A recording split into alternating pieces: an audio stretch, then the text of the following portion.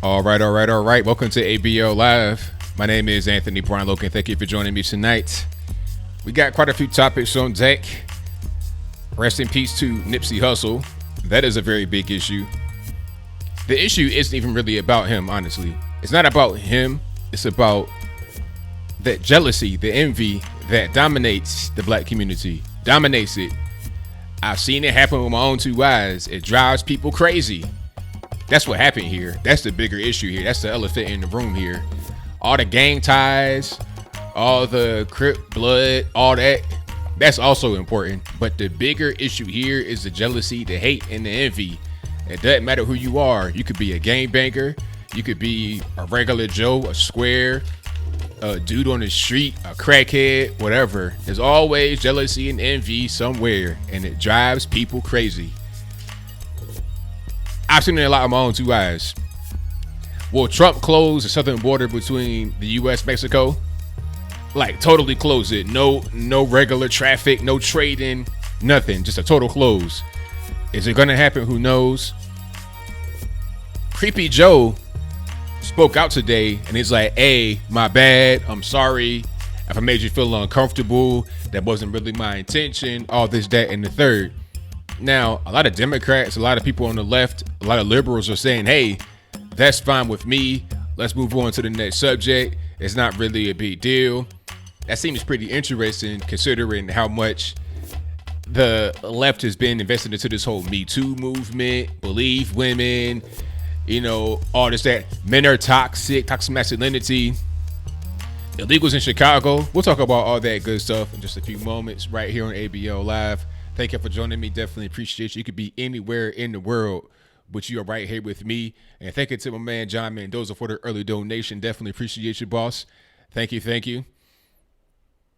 Alrighty. And shout out to everybody in the building. I appreciate you guys. Yeah, but it's a whole lot going on. It's a whole lot going on. Yeah, this whole thing with Nipsey Hussle. This has been everywhere. I'm seeing everybody talk about it. It was on Fox News. I'm watching sports. I'm seeing it everywhere. This is going on. And people talk about how he was a good guy and all this and that. I mean, that's not even really my whole thing is just getting down to the bottom of why he was killed. He was killed because of the jealousy and envy that goes on in the black community. I talk about it all the time. People that hate on Candace Owens, people that hate on me, people that hate on a lot of black folks. It comes from the jealousy and the envy. People that think that they should be where we are. People that think that we're not deserving of our position in life. People that may have grown up with us. It's like a lot of times, that's why I say on my Instagram and my Facebook posts, what I said was you have to leave the quote unquote ghetto. You got to go. You have to go. Once you become successful, why are you staying there? If anybody comes from a low income area, I don't care what color you are. If anybody comes from a low income area, the objective is to leave the low income area, not to make money and then go back and be hanging out like you're still part of it. You're not part of it anymore. Do you think Bill Gates, let's say Bill Gates came from a trailer park. He didn't, but let's just say he did. Do you think after becoming this worldwide household name, a billionaire, trillionaire, whatever he is with Microsoft, that he's going to go back to the trailer park, be hanging out in front of somebody's single wide with burgers on the grill? Why would he do that? It doesn't make any sense. It's illogical.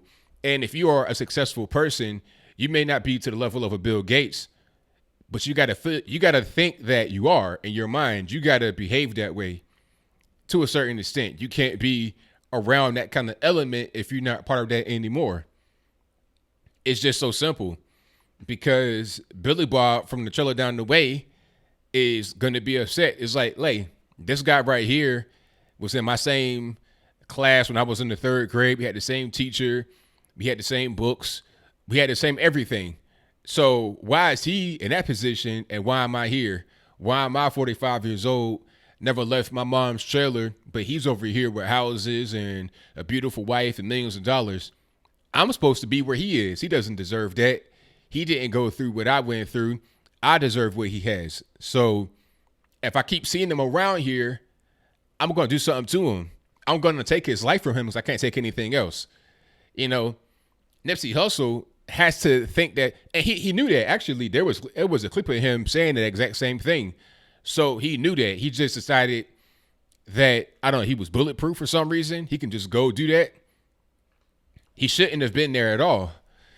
Like, they're saying now, pardon me right quick, they're saying now that he was there to help out a friend that just came home from the penitentiary. Look, I don't need to be there. You know what I'm saying? All I got to do is tell my employees of the shop, hey, when X, Y, and Z person comes through, give them some free gear, hook them up, and then they'll be good to go for whatever they got going on. If you want to go see your family, you got a job interview, whatever it is, you got some free clothes, and you are fresh and dipped and ready to roll. Nipsey Hussle does not need to be there. Let's just say Donald Trump has, outside of the White House, some protesters, right? You got some guys with picket signs talking about F Trump, release your tax returns, grab them by the X, Y, and Z, you know, all this and that. Is he going to go out there and tell them to leave? Is he going to go out there and be the one to disperse the crowd? Or is that going to be Secret Service doing that job for him the way it should be? He shouldn't be out there trying to disperse the crowd. That should be up to his actual staff that is there for that reason. Okay? You delegate once you get to a certain level. That's just how it is. He had security, but they weren't there at that particular point in time. Do you think Trump was just going to go somewhere randomly without a security? The security is going to be there at all times, because the people that hate you, the people that want to see something happen to you, they're looking for a window of opportunity. Just one moment they can get in there. Just one moment. You know, like the guy that did that to Nipsey Hussle, I can almost guarantee you that he had been watching him for a long time and developing a lot of envy, a lot of hatred, all that towards him. And it was just bubbling over. And on that day, when they got into an argument and Nipsey said to him, leave the store, you would snitch X, Y, and Z, he realized that the security was not there that day. He realized he had an opportunity to go do something to him. So right when he did that, that was the perfect moment to go get his pistol and shoot him. That's what happened. That's how they do. That's how they think. So all this could have been avoided if he would have just done the right thing according to his own advice. He knows. We all know what happens. That's why everybody that comes from a low income area has to leave, because we all know what the result of not leaving is. People get mad at celebrities and say, hey, you never come around the quote unquote hood anymore. You can't. You cannot. You have to go do something else. That's just kind of how that goes.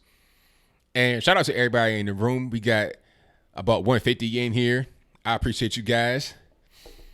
Thank you, Natalia Perez. I appreciate it.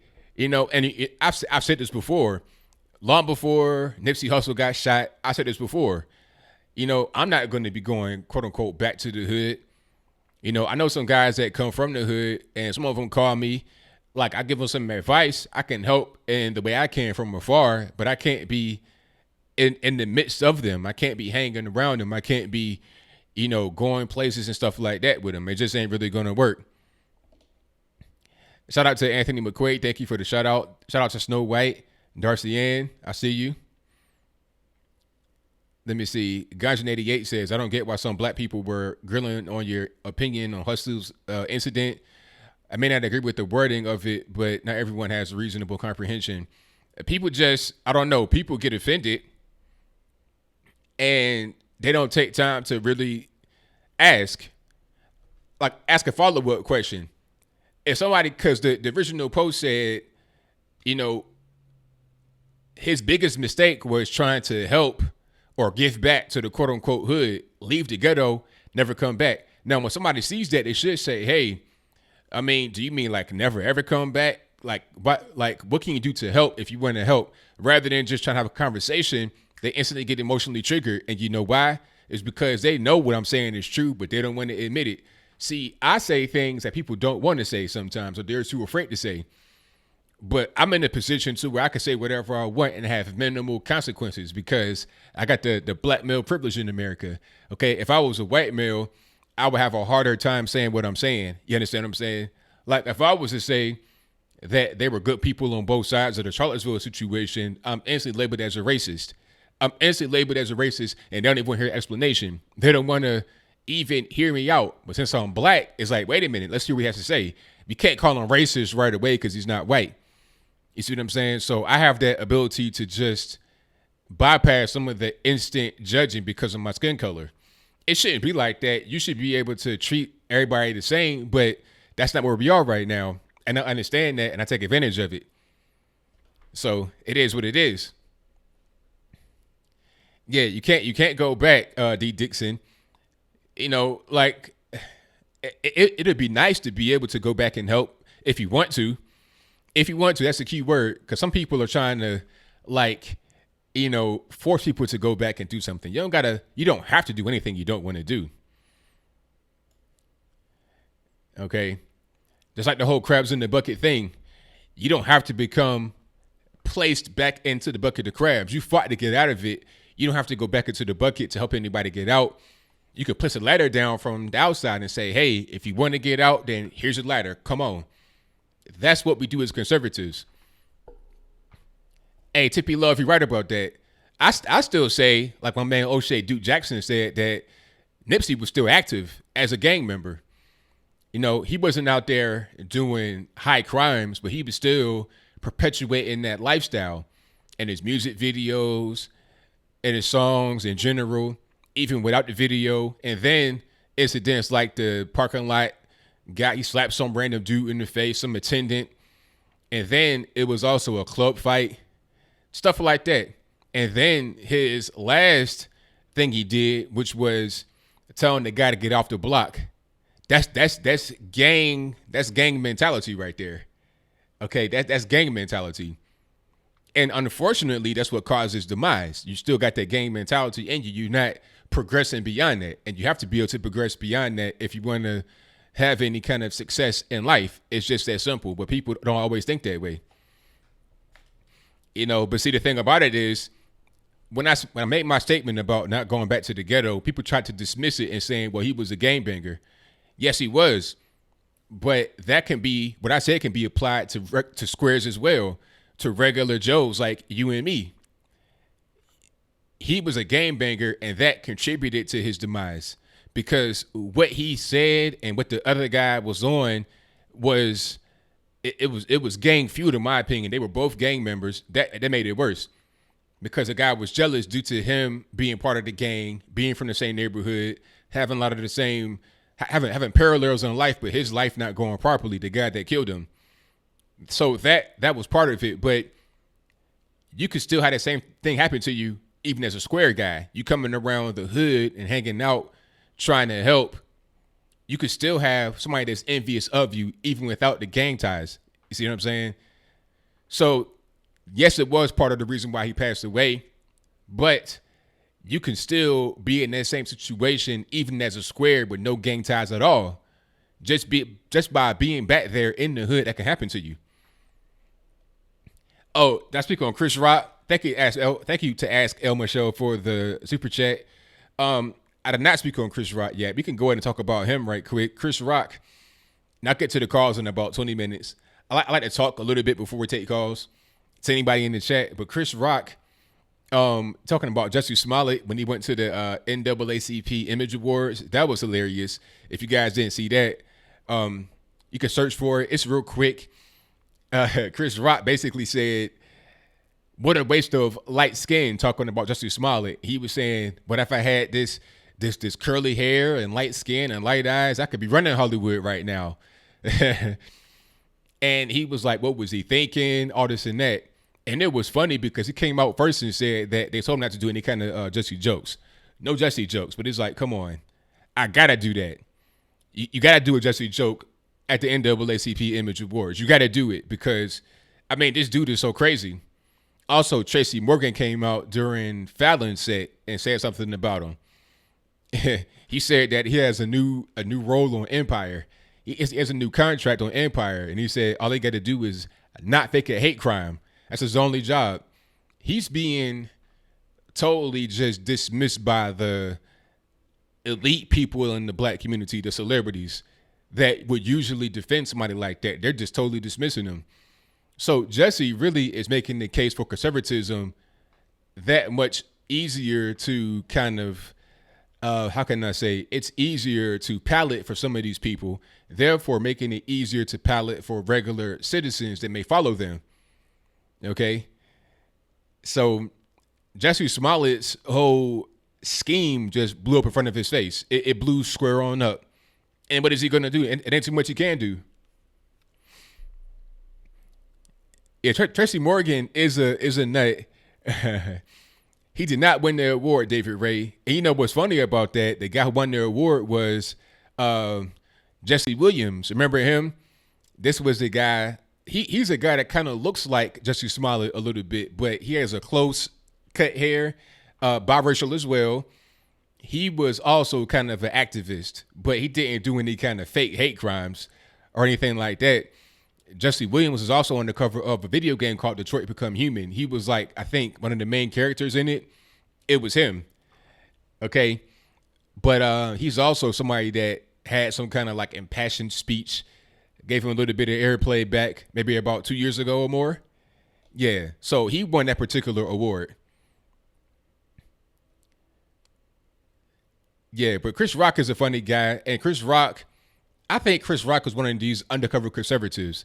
He may come out and not like Trump publicly, but I think he's a conservative on the low. Same thing, guys like Dave Chappelle and others that can't really tell you that they're conservative, but they are on the low. Let me see. Thank you to my man Carl's Opinion for the donation. He says, nice hat, Mr. Logan. Hey, man, appreciate that. These hats are available in the box on my store. Also, it should be beneath the video. It should be a carousel of items right below there. This is like $25.99. No, this is, matter of fact, this is $23.99. Right up under the video, right where we're talking right now. Thank you to my man Truth Seeker who says, what's up, boss? It's all good. John Mendoza says, remember me from the beginning? Yes, I do, sir. Shout out to you. Thank you for that. G. Carjala says, duckets for the bucket. 100%. Thank you for that. I appreciate you. I get that a lot, that kid. I get that, the drill sergeant. I get that a lot. Thank you for your comment.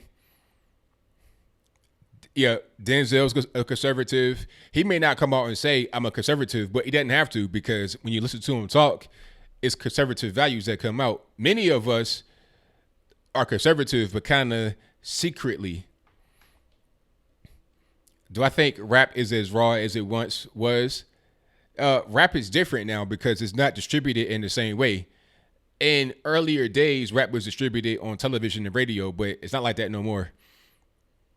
You don't see any rap videos on TV, and radio is dominated by the labels who get paid to play records or who pay stations to play records. It's a corporate structure. So most music now is broken online, and whatever appeals to the lowest common denominator, the most simple music, is what rises to the top because it's easier to catch on to it. You don't need to be seasoned into it, or you don't need to have this radio rollout. The radio rollout is over with. So I got like a Nas or something like that that's kind of lyrical. It may have been a radio rollout necessary to get him kind of going, but you don't need that anymore. And these guys are all on drugs. So it's like repetitive, short attention span, cell phone. It's different. The way that music is distributed and consumed nowadays is different. So it ain't the same. And that's just music that's popular. But there's a lot of rap music out there that's better than what was out back in the previous days when people said it was a golden era. The problem is, how you ever going to find it in the sea of rap music? Everybody's a rapper. People's grandmas is rapping, granddaddy rapping. You got people all over the world that are rapping, in Asia. I mean, I saw some Japanese guys doing trap music, which is like that southern gangster music. So it's so much of it. How you really going to find the most popular thing? The lowest common denominator is going to win. And then if one label, independent label, kind of gets a little bit of recognition, they're going to be the go-to for any kind of new music. That's just kind of how that works. Kind of a complicated explanation, but that's just kind of what it is. I've been around the music industry. I've been around all that, so I kind of just have seen it. And creepy Joe Biden came out with an apology talking about, well, it wasn't an apology. It was kind of like, well, I get it. I'm sorry. I know I'm sniffing your hair and I might have got a little bit too close. I may have licked your ear or something like that, but hey, no harm, no foul. That's not quite what he said, but basically that's what he was saying, because he was like, I understand I may be doing too much. I'm going to check my behavior. And a lot of people that are on the left said, hey, that's enough for me. I'm cool now. Don't even worry about it, boss. It's all love. All is forgiven. But they must keep that same energy when it comes to conservatives. I don't want to hear anything about them saying Trump touched me inappropriately because he hugged me and I didn't like the hug and all this and that. I ain't trying to hear that no more. See, what's happening now with all these liberal people being exposed to what they are, they're setting new standards. And if they're going to set those standards, we're going to harken back on this moment or whatever the moment may be and be like, well, you can't talk about us in this way because look at what you said back in April of 2019. Look at the thing with Joe Biden. We have a precedent here. So if Mike Pence, for some reason, gets caught hair sniffing some White House intern, I ain't trying to hear nothing about he needs to get removed from office. Nah, because y'all said that Joe Biden was all right to do that for years and years and years with multiple women that came out and said he did it. So let's just have that be that. Trump did not cut fund to the Special Olympics. I think that it was a report that came out and said that he did, but then it was one that said he didn't. So I don't really know. And then the thing is, even if he did, I think it matters how much money was cut and also what effect it would have. But I think that the money has actually not been cut. I mean, Hillary Clinton going to jail is a pie in the sky, Tanner. You know, I wanted to go to jail too, but we got to be realistic. We got to be realistic, man. Like that's really a pie in the sky, because if she was going to go to jail, it would have already have happened. We would have had some kind of arraignment or something like that. If she's not been arraigned or charged or indicted yet, then how are they going to find anything now that's going to implicate her? You know, if it was in the report, there would already have been some indictments floating her way. But we all know the report was just trying to get Trump out of the way. So they were trying to find any Trump associates. The focus was not anybody else other than Donald J. Trump. So Hillary Clinton was not a Trump associate. Therefore, she was never going to be implicated, even if there was some ancillary information found about her. So, I mean, what are you really going to do? I really don't know. I mean, it's nothing that's really afoot. You have to understand, Hillary Clinton is just kind of Teflon, untouchable. The Clintons are. The swamp is still being drained. The swamp is deeper than what some may think. It's very deep. You're talking about the media, the federal government, contractors, consultants. There's so many people that are involved with this. How are you going to get Hillary Clinton? And then you really can't tell all the time who's doing what. It's hard to even keep information from leaking out of the White House. So how are you going to take down a behemoth like Hillary Clinton? You see what I'm saying? So I would like for that to happen, but I'm not going to hold my breath on it either. CNN's ratings are all the way down, Uncle Rich. That's 100% correct. And it's to the point now where Jeff Zucker's talking about trying to become mayor of New York. Now, Jeff Zucker is the CEO of CNN. So how are you going to be the CEO of CNN and the mayor of New York? Maybe he's going to be like just stepping aside, just jumping off the Titanic before it sinks to the bottom of the ocean, going to, Manhattan Island and doing that. Maybe I don't really know. Maybe that's the actual goal here. You see? So, yeah, people don't want to get killed by Hillary, because who knows who's doing that? It could be some nerve agents or something, some bioweapons. Who knows how these people are being killed? So I don't. It's deeper than what many of us are really prepared to even deal with. So I think that yes, we want her to get locked up, but we got to just be realistic and have achievable goals. That's pretty much where I'll leave that one.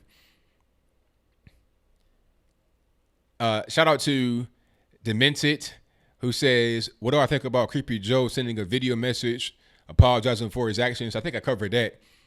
But Creepy Joe is always going to be Creepy Joe. that video message would not it would if he was a conservative and did that, if he had an R by his name and did that, it wouldn't be enough. Matter of fact, they would use that in court against him. They bring him up on charges. They say, man, you out here touching little girls, little boys. They try to call him a pedophile, all that, if he was on the right. But he's on the left, so it's not really a big deal. Now, it's going to be interesting to see how the media handles this. Because let's not forget, the Democratic Party is kind of being fractured here a little bit. You have the regular Democrats, and then you have the socialists. And also some of the moderate Democrats, like Joe Manchin. So let's look at it like this. You have a handful of guys like Joe Manchin, the moderate people. Then you have your establishment, deep state, swamp, Democrats, Nancy Pelosi. Then you have the socialists, the very young people talking about the most radical things like AOC. So that's like 3 different parts of the same party. And the 2 biggest parts of the party, which would be the establishment swamp, like Nancy Pelosi, Chuck Schumer, et cetera, Dickie Durbin, et cetera, are clashing with the new people, the socialists, the people, the Santa Claus youth, like AOC, Rashida Tlaib, Ilhan Omar, et cetera. So that is going to cause a big rift. And how that is mended, I don't think it is. I think it's going to constantly be a problem. And guys like Joe Biden are going to be a victim of that, because you're going to have people that don't want him to be the nominee within the Democratic Party. It will not be a unified front. And in years past, maybe even last year in 2016, if Joe Biden was to be in that position, the whole Democratic Party would come and be to his aid. But not anymore. They can't, because they've been running this whole thing about believe women, Me Too, and then the radicals are going to want to hold their feet to the fire. I sell cat litter. I don't know where Ruth Bader Ginsburg is. I mean, you tell me. If you could find out, hey, you let me know. Once you see her for real in the real life picture, video, or in person, you let me know. I'd be more than loving. I'd be more than willing to get the information from you, boss, because I don't know where she's at. Tulsi Gabbard, people talking about her, BDB, but the thing about Tulsi Gabbard is that she's still a leftist, and I don't like this whole thing of wearing a lei everywhere. I know she's Hawaiian, and that's fine, but last I checked, Hawaiians did not wear leis everywhere. She's kind of like just trying to throw that out there like as part of her identity. Like, yeah, I'm Hawaiian, check out my lei, vote for me. I don't like that. Talk about your issues. Don't just focus on your cultural stuff. It's like me, if I had on a kente cloth scarf every time you saw me. It's like, there's no need for that. I wear regular clothes. I'm an American. I can understand if you're in a cultural situation like in Hawaii, but if you're in South by Southwest on a debate stage, why are you wearing a lei? It doesn't make any sense. Okay? It is what it is. Shout out to Eric Hart from Virginia, 2 up, 2 down. All righty, 757 here. Now, Ilhan Omar, these people have no chance in 2020 actually getting reelected, in my opinion. Maybe somebody like Ilhan Omar, because she's in a district where it's heavily Somali. So she'll win just on identity alone. But people like AOC, I'm not really sure. People that are her constituents in New York are saying, hey, what about us? You out here trying to, put on a show for the nation. What about us, though? You are local house rep in Queens and Bronx.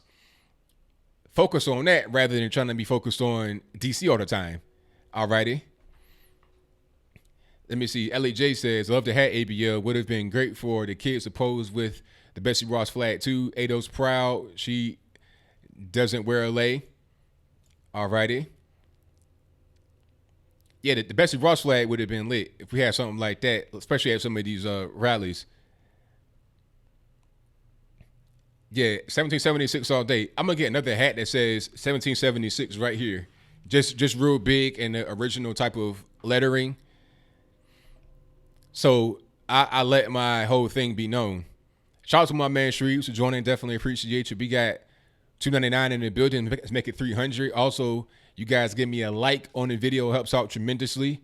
And thank y'all. Oh, also, I have an announcement this Saturday, which would be April the 6th. I'll be having Shiva Ayyadurai, the inventor of email, also the real Indian who faced off against Elizabeth Warren up to Massachusetts for the Senate seat. Actual, red dot, native, like a Indian subcontinent Indian. He will be here August 6th on the channel. I'll be interviewing him. So if you have any questions, let me know. There's a post on the community section of this page. On the community section of this page, there's a post. And there's a question right there with this picture that says, hey, what should I ask him? Just reply with your question to ask him. Also, if you're on social media, there should be a post on there as well that says, hey, what should I ask him? Reply under that and let me know. I won't take any calls that day because I don't want to keep it for too long. I'm not sure how long I have with him, but I know he has a limited time schedule. But I will take you guys' questions and ask them live. So I'll take some that I see under his picture and some of these social media posts, and I'll also take some while I'm live on the show. I'll be reading the chat and interacting with you guys. So that'll be this Saturday, April 6th at 8 p.m. Eastern time. So that'll be the show. It'll be a shorter show, probably like an hour and a half. It depends on how long I have them, but that will be this Saturday. So y'all be on the lookout for that. And let me see. But it's going to be a good one. Definitely so. So y'all be there for that. Okay, let me go ahead and get this out to a few more people. And we can go ahead and get rocking and rolling. Thank y'all for joining yet again. I really appreciate you. Shiva Ayyadurai, 100%. Let me see. I think my man, hold on. Let me see. Nah, he's good, Omar Adams. I'm gonna go ahead and unhide him. He's good. Sorry to my man Luciano. You good? I'm not really sure. I might miss something right there, but I think he's straight. Okay. Let's get to the phone calls, you guys. You know the drill. The number to call is 434-658-1220. Thank y'all for joining. I really appreciate you. And let me go ahead and mute my desktop audio so the ring does not blow your ears out. I definitely don't want it to blow your ears out.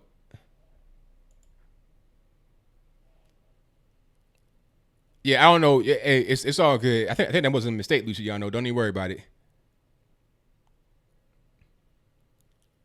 Yeah, he's back. You're back in the building. All right. Let me go ahead and put this on my social media.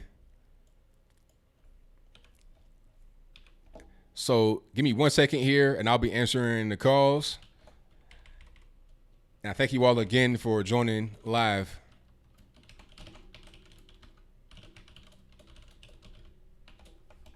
All right. We got that.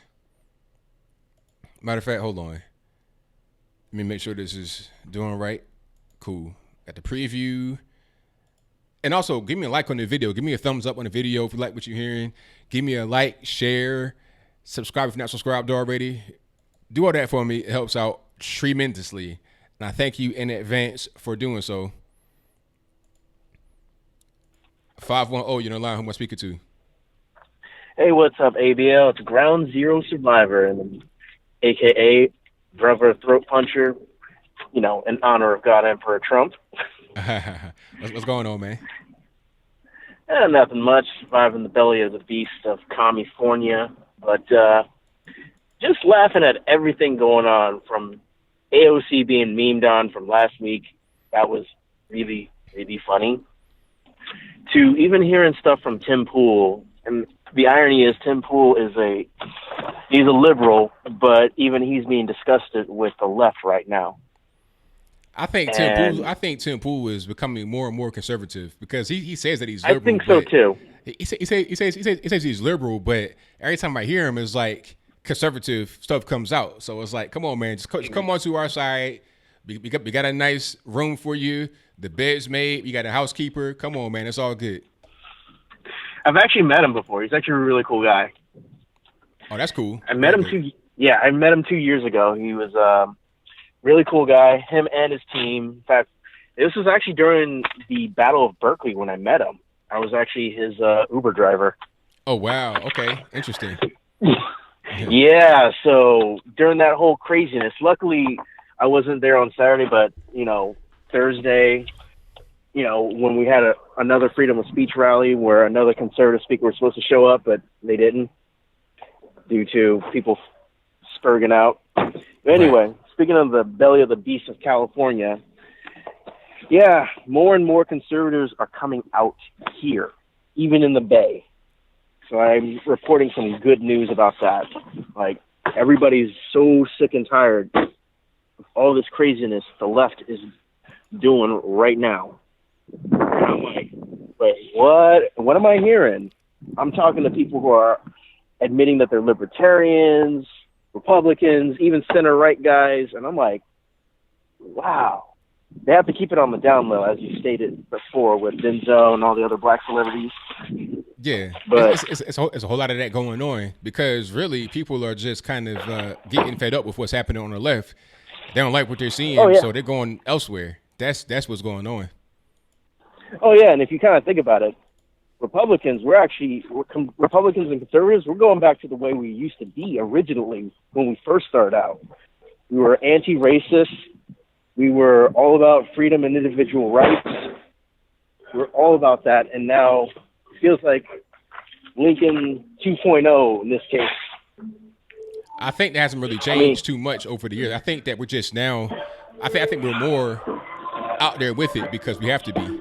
We got to be more vocal now because of how crazy the left has become. Yep. And they're going back, and basically they're exposing how racist they are. I mean, college campuses are actually segregating students right now. Right. And I'm like, wait, what? They're Yeah. actually segregating students? Yeah, matter of fact, somebody called my show probably about 2 weeks ago, and they were talking about this. They were saying how they were given assigned seating in the lunchroom by race. What? By race. Dang. And people were offended. They didn't like it. Like it was really a problem with the kids. But the reasoning behind it was, well, you don't want to give anybody an unfair advantage and white privilege, all this, that, and the third. And it's like, okay, you guys are talking about racism and all these different things, but you're being racist. You're assigning seats by race. Just let the kids sit wherever they want to sit. If all the white kids sit together, that's fine. That's what they want to do. If blacks might sit together, that's fine. That's what they want to do. Let kids sit where they want. Don't try to force them to be in a certain place because of their race. We already fought to end that with civil rights. Yeah, here's the funny thing. I bet you Martin Luther King himself was a conservative. I would not be surprised if he was an outright Republican, because at the time, they were for us. That's right. They really were. Like, in fact, we were so wrong with it. I mean, come on. We were the first party to actually have not just a black man as a congressman, but a freed former slave. And at the time, PC points didn't count. So we were pretty raw. That's right. And we're getting raw again. 100% correct. And, yeah, it's so bad now that I've actually had a passenger who was like a young high school kid. But he was telling me some stories where he's a conservative, and even though he's of the minority group, like his own teachers literally segregated against him because he was a conservative. Like actual high school teachers. Right. That's how it goes. Yeah, and I'm like, they should be fired, but then again, here in this crazy state, That's crazy. I'm just glad to know we can meme where we're winning people over fair and square, slowly but surely, but we're doing it fair and square. We don't need to do any cheap tricks. That's right. 100%. We really don't. All right, and man. Thanks for taking my call. Thanks for the call, man. Definitely appreciate you. No problem, man. Take it easy. All right, now. All right, shout out to my man for the call. Most certainly appreciate him. And you guys know the drill. The number to call is 434-658-1220. I thank you all for being here yet again. Let's get to my next call. 617, you're on the line. Who am I speaking to? Yeah, this is Ivan. All right, Ivan, You what's gotta going give on? you a hard time. Yo, don't put me on hold this time. Hey, Ivan, before we start, I need you just to respect the rules of the show. If I say, hey, just wait for a moment, you got to do it, man. Let's just respect each other, and it's all good. We cool? Okay. All right. All right. So what's on your mind, man? Okay. So are you seeing what's going on? What's going on when it comes to Trump not accomplishing any of his goals, or major goals? I mean, he have done some things. But major goals, he has accomplished zero. Okay, so he has accomplished some things like you just said. Yeah, something like the criminal justice reform, and you have the social program for the schools where they want to do extension for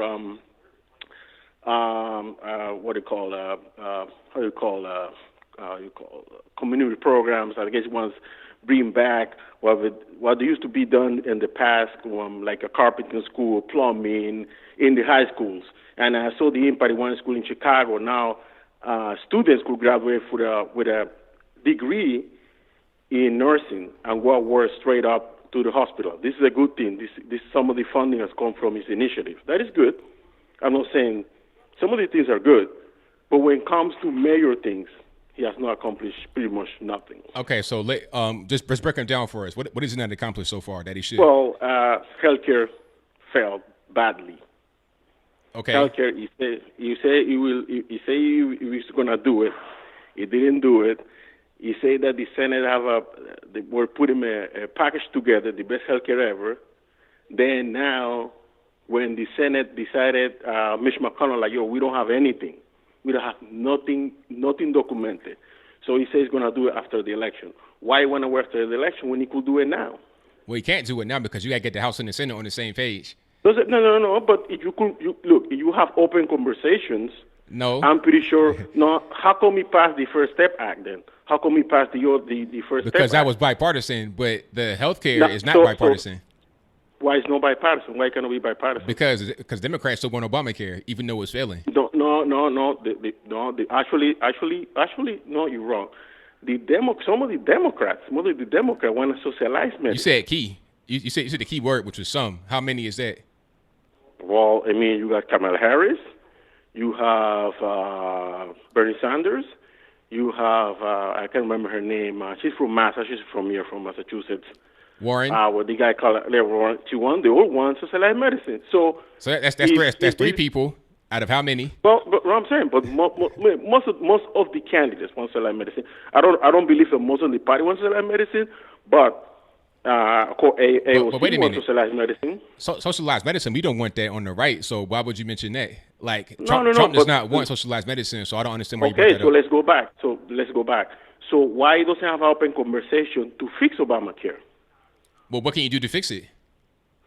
Well, it could increase subsidies, so those who pay the higher premiums, they could have the cover that is necessary to. So just throw more money at it. Is that the solution? That's either that. Well, the reason that healthcare has not worked because healthcare wasn't defined to work with a private enterprise. You cannot have investors in one side, HMO Blue, Harvard program. They all have private investors that don't care if you in a position that you get sick and that you're gonna need extra care. And there's nothing wrong with that. It's business. It's a business. But you cannot use a common good for business. It's just not going to work. It will never work. Okay, so I said it from the beginning. So the this question is not going to work. So the question here is, do you think that we should have private health insurance? Yes, we should have private health insurance, but the private health insurance industry should not be public. Should not be public in the sense should not have public investors. Should be private-owned companies. If it's not public, then what you're gonna do is have a government takeover. Like, what are you gonna do? That's not what I said. Should not be public investors involved. Why not? How you gonna be able to get money to actually put into a company to make it run properly if you can't have investors from the outside? How does that work? We have done it before. In the past, before 1970, it used to be private, 100% owned. There was no public investors. So a private company can't do what they want. They can't operate the way they want to operate. It's got to be controlled by the government. No, I never say that. I said to not be. Well, when you have investors, right? What happened? These investors say, well, they start sharing shares. The shareholder decide, well, we want to make the rules. We want to decide how much preferability I want you to keep bring on my share. So that means if the share is a decrease, they're going to sell them. If they sell them, what happens? So that's why it will never work. It's not going to work that way. It wasn't designed to work. But Obama, you couldn't bring socialized medicine. People are too screwed up in this country mentally. They believe that the government is going to take over, come and get them. So why Ron Paul went to get an operation in Canada? Well, I don't know. I don't know what it was. The same hospital take public insurance, government insurance. Well, I mean, you can't really say because I don't know what the operation was, who the doctor was. The hernia that was removed. Okay, it may have been a certain doctor he wanted that was in Canada. People do that all the time. They go to different countries. I don't mean that it's better in that country overall because one person went to a different country for a particular operation. So, but like I said, again, he said he was going to have the best health care. He didn't deliver. Well, I mean, the thing about it is he can't do it by himself. He can't rule by fiat. He's not a king. No, he's got. Wait a minute. Hold on. Wait. Let me finish. He has to be able to get the House and the Senate on the same page. If the House, I got to finish. If the House is going to be totally against whatever he does, and what is he going to do? It ain't much he can do. He can't just say, let's bypass the House and do whatever I want. You got to get the House and the Senate on the same page. The Senate could be on the same page where it doesn't matter if the House is not on the same page. Okay, so why you don't sit with Democrats and work in a bill that you could have a compromise so you could be bipartisan, and instead to say, well, I'm going to do in 2 years. But we don't even know if he's going to. Okay, that's lost. That's lost. He's not going to do anything. Actually, it's going to be worse if he's challenged in court because the 40 million people that are insured will lose insurance, and he's going to remove all the pre-existing conditions that we have. So it's been a failure in that. It's just zero. Okay, so what was the country like before Obamacare? Did we just not have any insurance and everybody just die in the street of some kind of weird ailment? But there were problems. There were major problems. There's some problems right now, right? I mean, we've not solved the problems. Yeah, but we have less problems. Look, are you sure about that? Are you sure about that? I'm sure. Do you watch? I don't think so. I mean, because let's not forget. The opioid crisis is jumping right now, and it wasn't like that before. So let's not say we have less problems today. That's not true. I'm not saying that. Wait. I'm not saying that the opioid crisis is because of Obamacare. I'm just saying, let's just think for a moment. We don't have less problems than we did before Obamacare. That's just not the truth. Yeah, it is. And insurance costs much higher than it did before. Well, the reason the insurance costs more higher because they're forced to keep those who have existing precondition. Let's say you have you suffer from a blood pressure and you develop a heart disease. Before, the insurance company say, we're not going to pay your problem with your heart disease. So you got to go on Medicaid.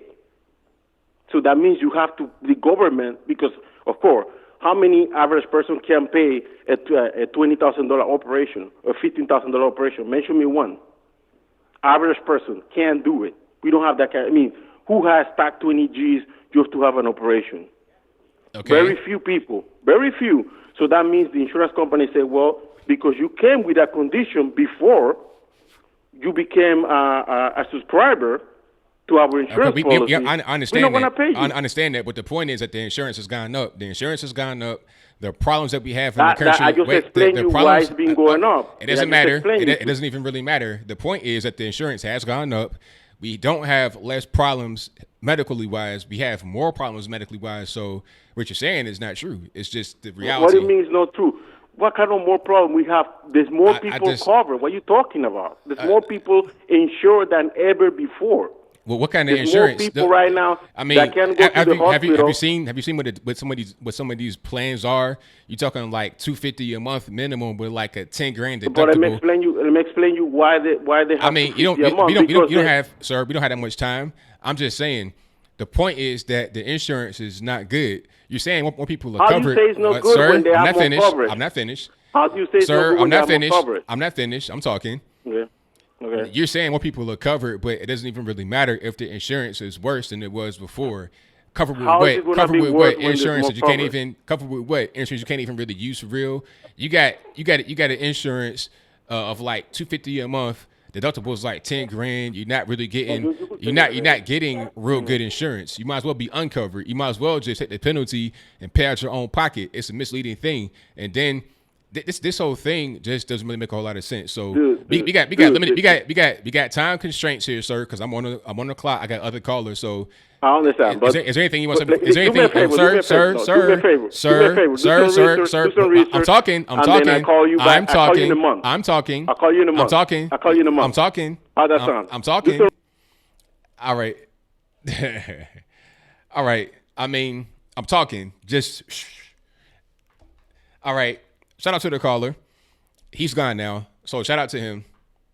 He did better this time because normally he calls in, he just can't shut up. But he did better this time. He still kind of got off the rails a little bit at the end, but he did much better. So shout out to him, and shout out to the super chatters.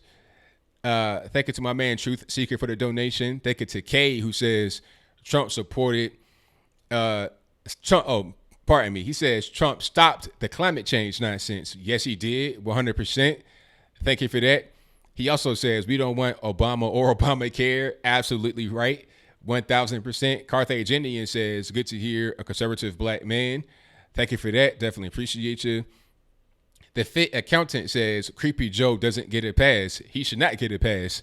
Not at all. We should hold his feet to the fire. But see, the left, they're saying, oh, well, he came out, made a statement, and we can just leave it alone, all this, that, and the third. Pretty interesting, but I digress. Let's go ahead and get to the next call. 540, you're on the line. Who am I speaking to? Oh, I thought I had 540. All righty. Who do we have on the line? Здравствуйте, Anthony Logan. This is President Putin. It's been a long time since we talk. Mr. Putin, it's been a while, long time.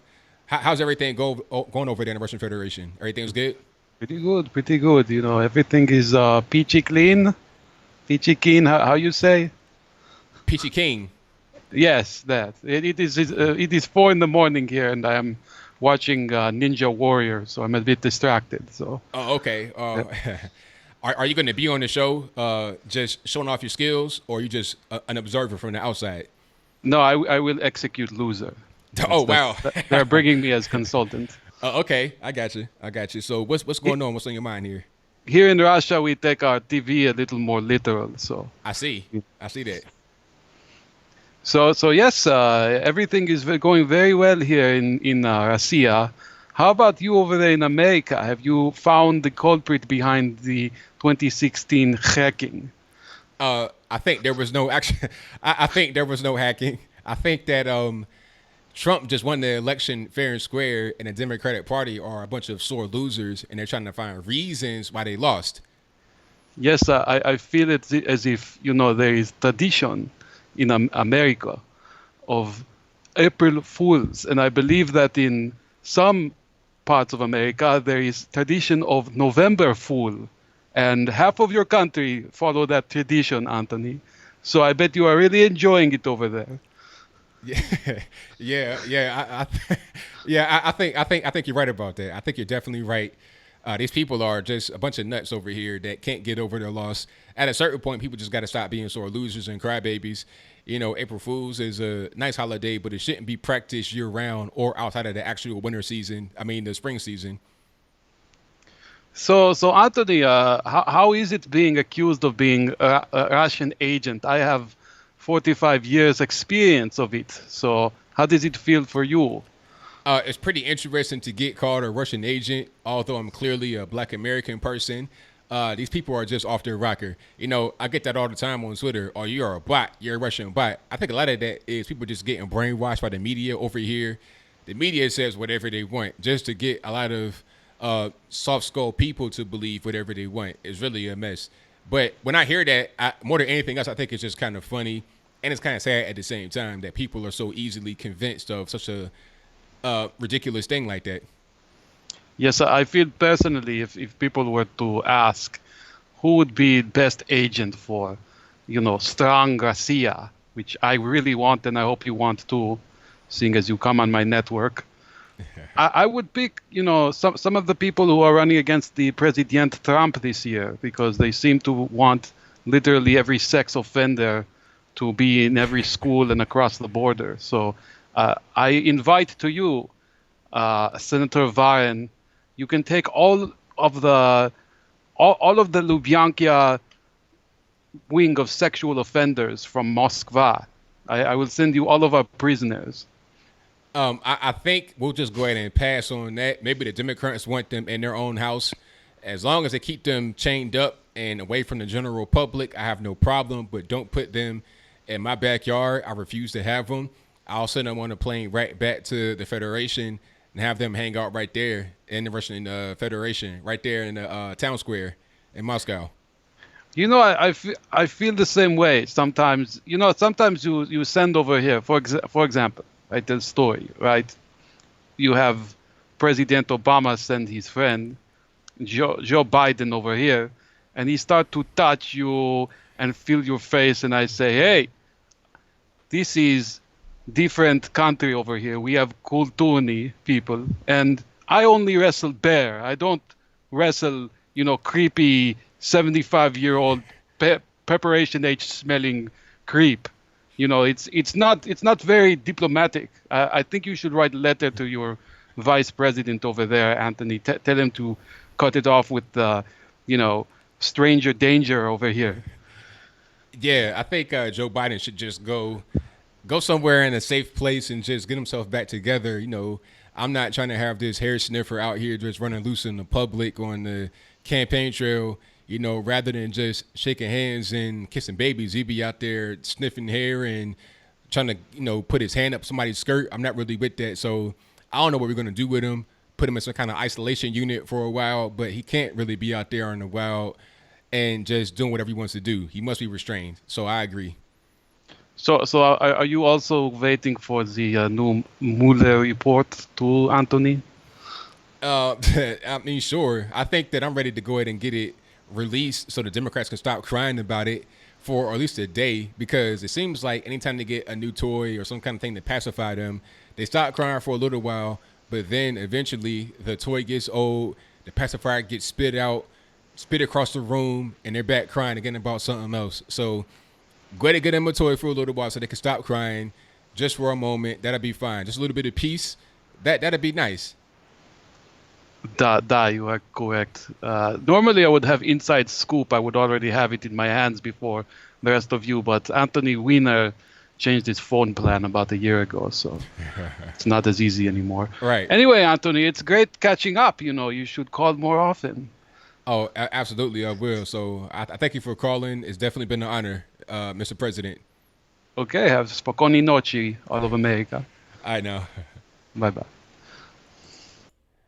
All right, that was the president of the Russian Federation, Vladimir Putin. That was not a hoax. That was not a joke caller. That was really him for real. And if you don't believe me, I'm gonna say you're being racist and you're being sexist and you're being conservativist, whatever kind of I can make up. I'll be like the left and say you're just making up stuff about me. But shout out to the caller. Always a good one. Let me get to my next call here. Alrighty. Hold on. Give me one moment. Y'all hang tight.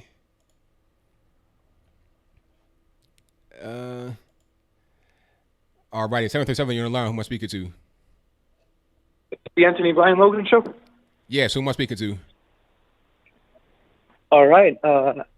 Although I'm undercover, I'm already talking to quite an array of conservatives across YouTube. I talked to conservative Mexicans already. I talked to Controversial Reality.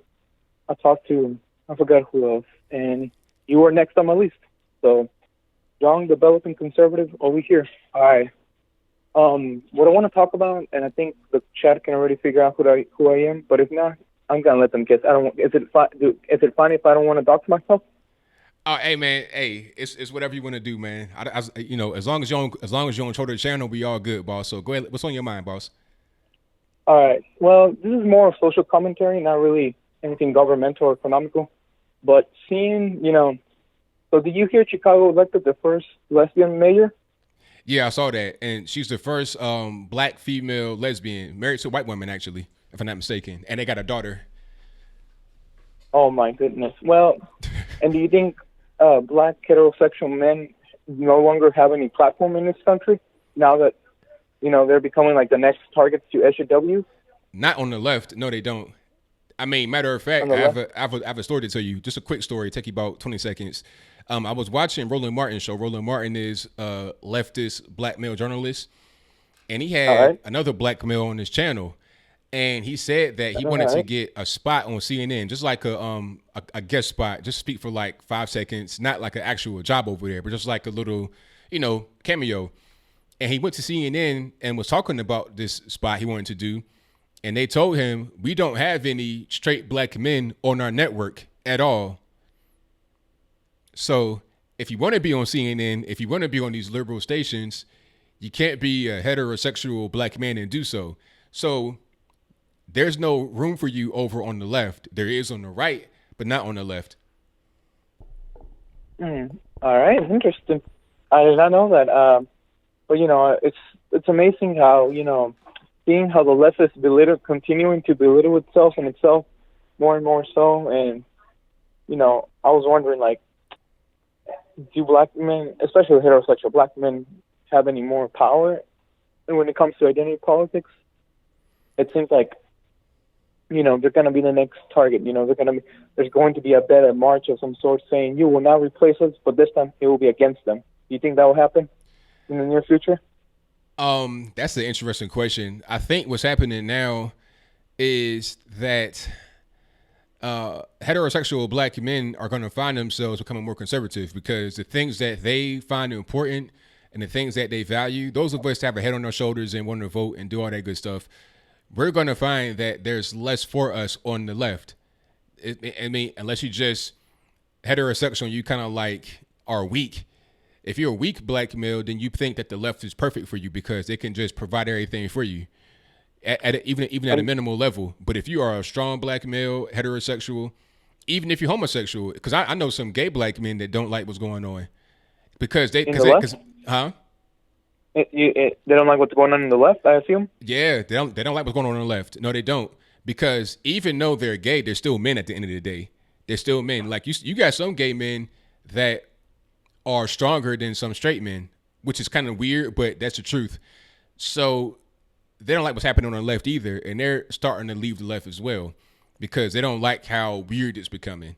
So a lot of black men and women are going to start to abandon the left because of how crazy they're becoming.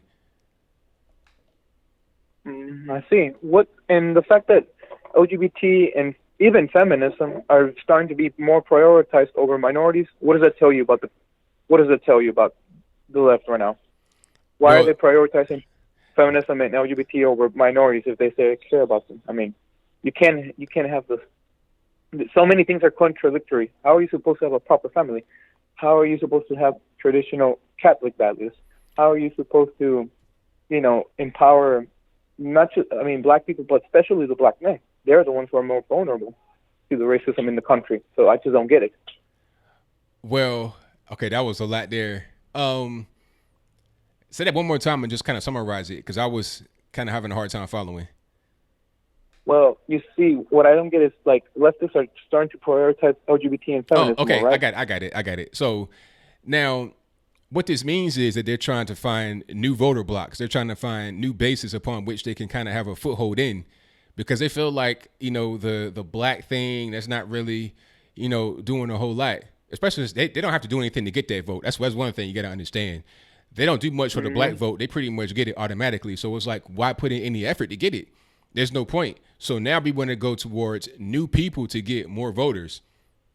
They saw that they got dominated in the election last time because of the way Trump was able to get wide swaths of people all over the country, not just in little pockets of people. So the left, they're trying just to get more people to be overwhelming. Regardless of what state you're in, they'll be able to get more of the votes.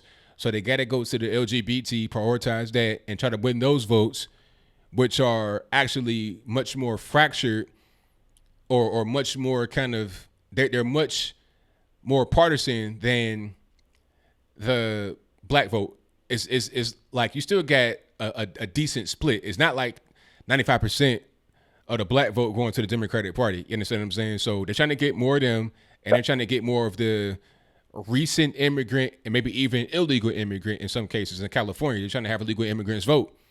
So it's all about just trying to get more votes at the end of the day.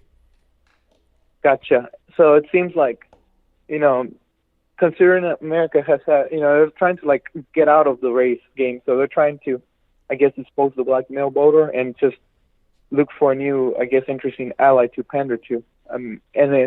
So here comes the big question. Will black men have an empowerment culture in the near future still in the U.S., especially straight black men? Well, I don't know if they're going to dispose the black male vote. I think they take the black male vote for granted. So they don't have to do anything to go out and get that vote. And if they are losing anybody, they know they can't really do anything to get it back. So they're just trying to get more of that other vote that's not totally accounted for yet as far as relates to the Democratic Party. They want to get close to 100% in every category they can, LGBT, recent immigrant, or whatever. And what's going to happen is, since the black male who votes and is kind of quote unquote woke, when he starts to see that and he doesn't see anything given to him as far as any kind of attention, any kind of outreach or anything, he's going to say, wait a minute, I don't like what's happening here. But on the other side, they're reaching out to me. They're doing events. They got guys speaking on YouTube for me. I think this might make more sense. So as a result of the Democrats' inaction and trying to gain other votes and taking theirs for granted, there may be a shift. And as far as the empowerment culture, I'm not really sure. That could spring as a result of them waking up and seeing who has their side and who doesn't. All right. And I think the empowerment culture will be less of a thing needed because as more black men become more self-reliant and, responsible and, ditching off welfare and big government, I don't think the culture is going to be there. Now, what I do worry is that there will be, again, instead of an empowerment culture, do you think there will be quite the opposite, some sort of like attack you culture? There's going to be a culture surrounding anti-black male establishment. Yes or no? Now, where would that come from? Would it come from the left, being anti-black male establishment? Yeah. They can't do that because it's going to ruin a lot of their base.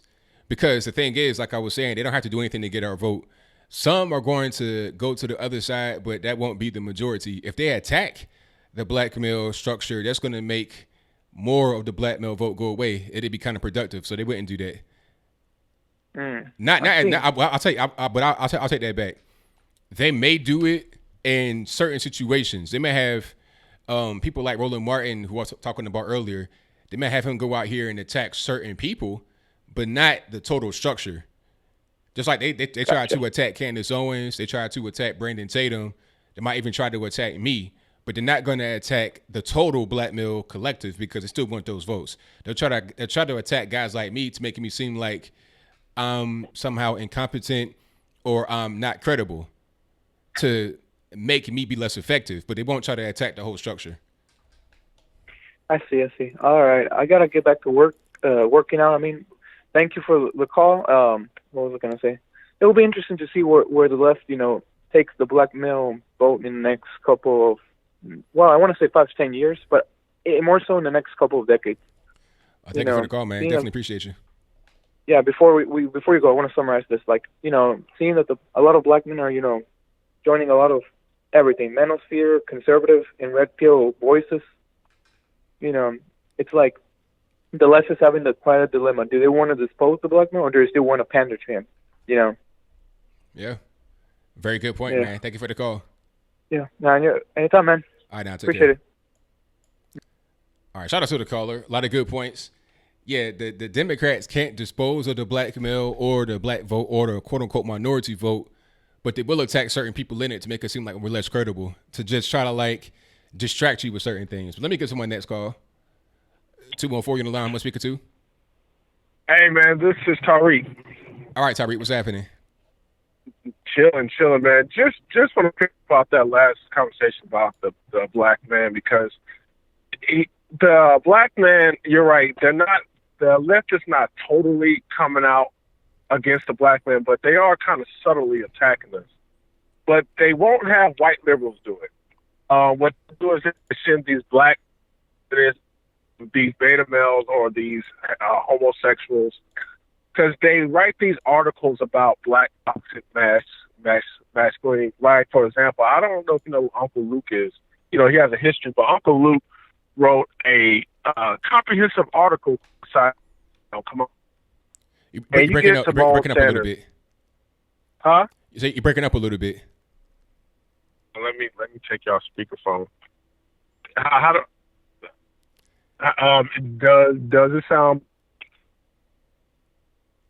You still kind of breaking up.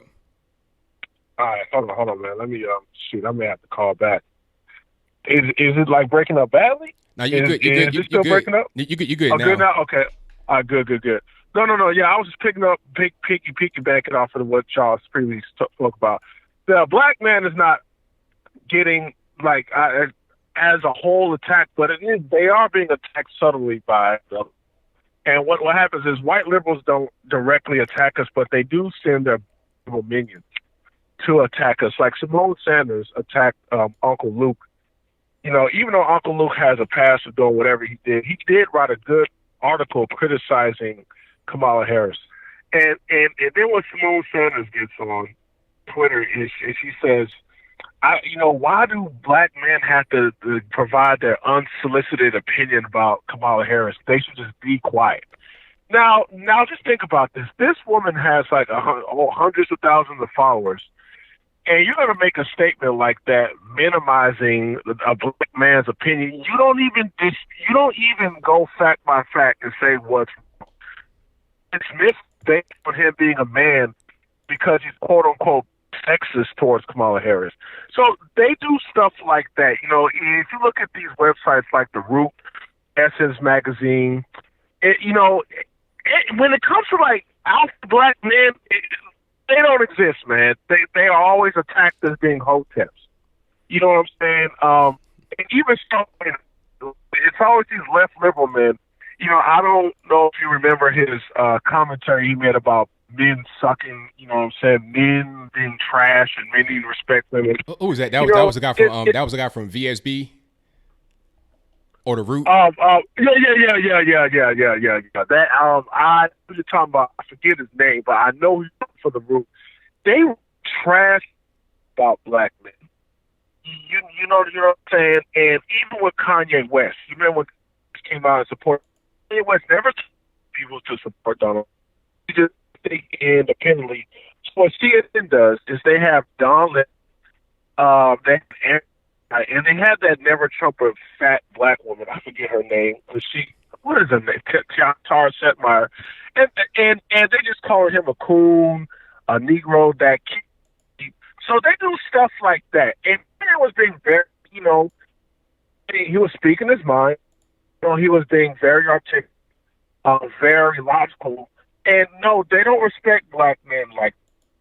Yes, subtly men are being attacked, but they're not all black men. But they are sending these black liberal minions to attack us because a white liberal doesn't want to look like, you know what I'm saying, they are racist. They can't, even though, you know what I'm saying, black folks really give white liberals a pass. A white liberal can't really say black men need to do X, Y, Z, because there will still be some pushback. But these black liberals can, and I really don't understand. Like I told, this could be the black man's year, because like we could literally just withhold our vote from the Democrats and bring them to their knees. But sadly, some black men are so, the Republicans are all white supremacist, KKK. Not, they watch so much TV, they are so brainwashed that they cannot see the power that they have. So they will vote for the Democrats, even though the Democrats belittle them, even though they write these ridiculous articles. I don't read that article when Ted Cruz beat Beto, but there was like 20% of the black males voting for Ted Cruz over Beto. I forget, this black woman wrote an article talking about, listen, black men, vote like black women. I saw that. Criticizing black. Seriously, seriously. You write these articles, but then you get these black folks complaining, well, man, there's something going on with the black man. Why they keep attacking the black man? But instead of naming they just say white supremacy. They don't say white liberalism. These same Democrats that they vote for, who doesn't care about them, they'll just say white supremacy. And that's why name the enemy, you cannot really attack the problem.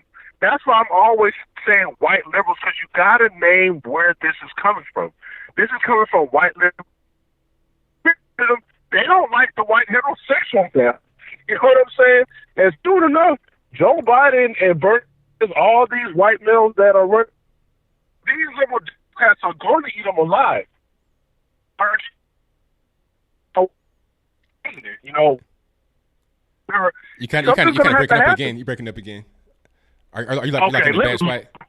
Let me get out of my car, man. I'm underneath a tree right now. Hold on, it could be the tree. I don't know why my phone is breaking up. Is it still breaking up? You good now? Okay, yeah, that's because I'm getting out of my car. But yeah, man. So the black man really has to get more logical, man. And I think the reason why they don't have any alpha males and logical, intelligent black males, because they really don't want the black man to think. And typically the man is, you know, he's built to be resilient, you know, speak his mind, and he can take it, you know, if people talk crap, he's not going to get emotional and break down. No, he speaks out. But it just seems like the black is, the minute he gets attacked, the minute he's called a sexist, homophobe, or whatever, they just apologize. You know what I'm saying? I remember when Chance the Rapper came out to defend Kanye West. And then he said, black people don't have to be Democrats.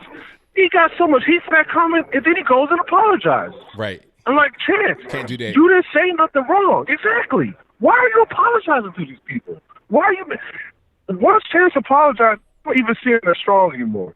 Killer Mike, the exact same thing. Killer was on the NRA, talking about how people should own guns. But then he also said, why are black people coming out in defense of all these other groups who do nothing for them? He made some good points on the air. John King and everyone else attacked them just because it was on the air. Politics. Look, man, like this talking about, like they try strong, you know, against white supremacy or whatever. But then when he's like, shut up, boy, they apologize. They don't stand strong. Kanye West was the only one. Yeah. You know, Kanye didn't apologize. And he woke so many people who were like liberals. They were saying like they were conflicted because a lot of Kanye, and then they see these attacks, but Kanye never backed down. He stood his ground. This is why Kanye is loved. So yeah, this is why you're not going to see any alpha black males. And even on CNN, they got the worst black men ever. They're all betas, you know. And yes, they are. I did notice a lot of them are gay, and that's just the image that they want of the black man. You know, you can't have no logic coming out here and waking these black folks up. You know, no, they already said that. They said that to Roland. Like the guy came on the network and said when he tried to go on there, he was like, "Look, at CNN, we don't have any heterosexual black men on the network. We don't do that." They said it straight to his face. That is just insane, man. And then like just black men being the face of just I don't know, man. It is frustrating. But the other thing I want to say besides that is just you know, how liberals they told Joe Biden thing. Joe Biden is not going to be.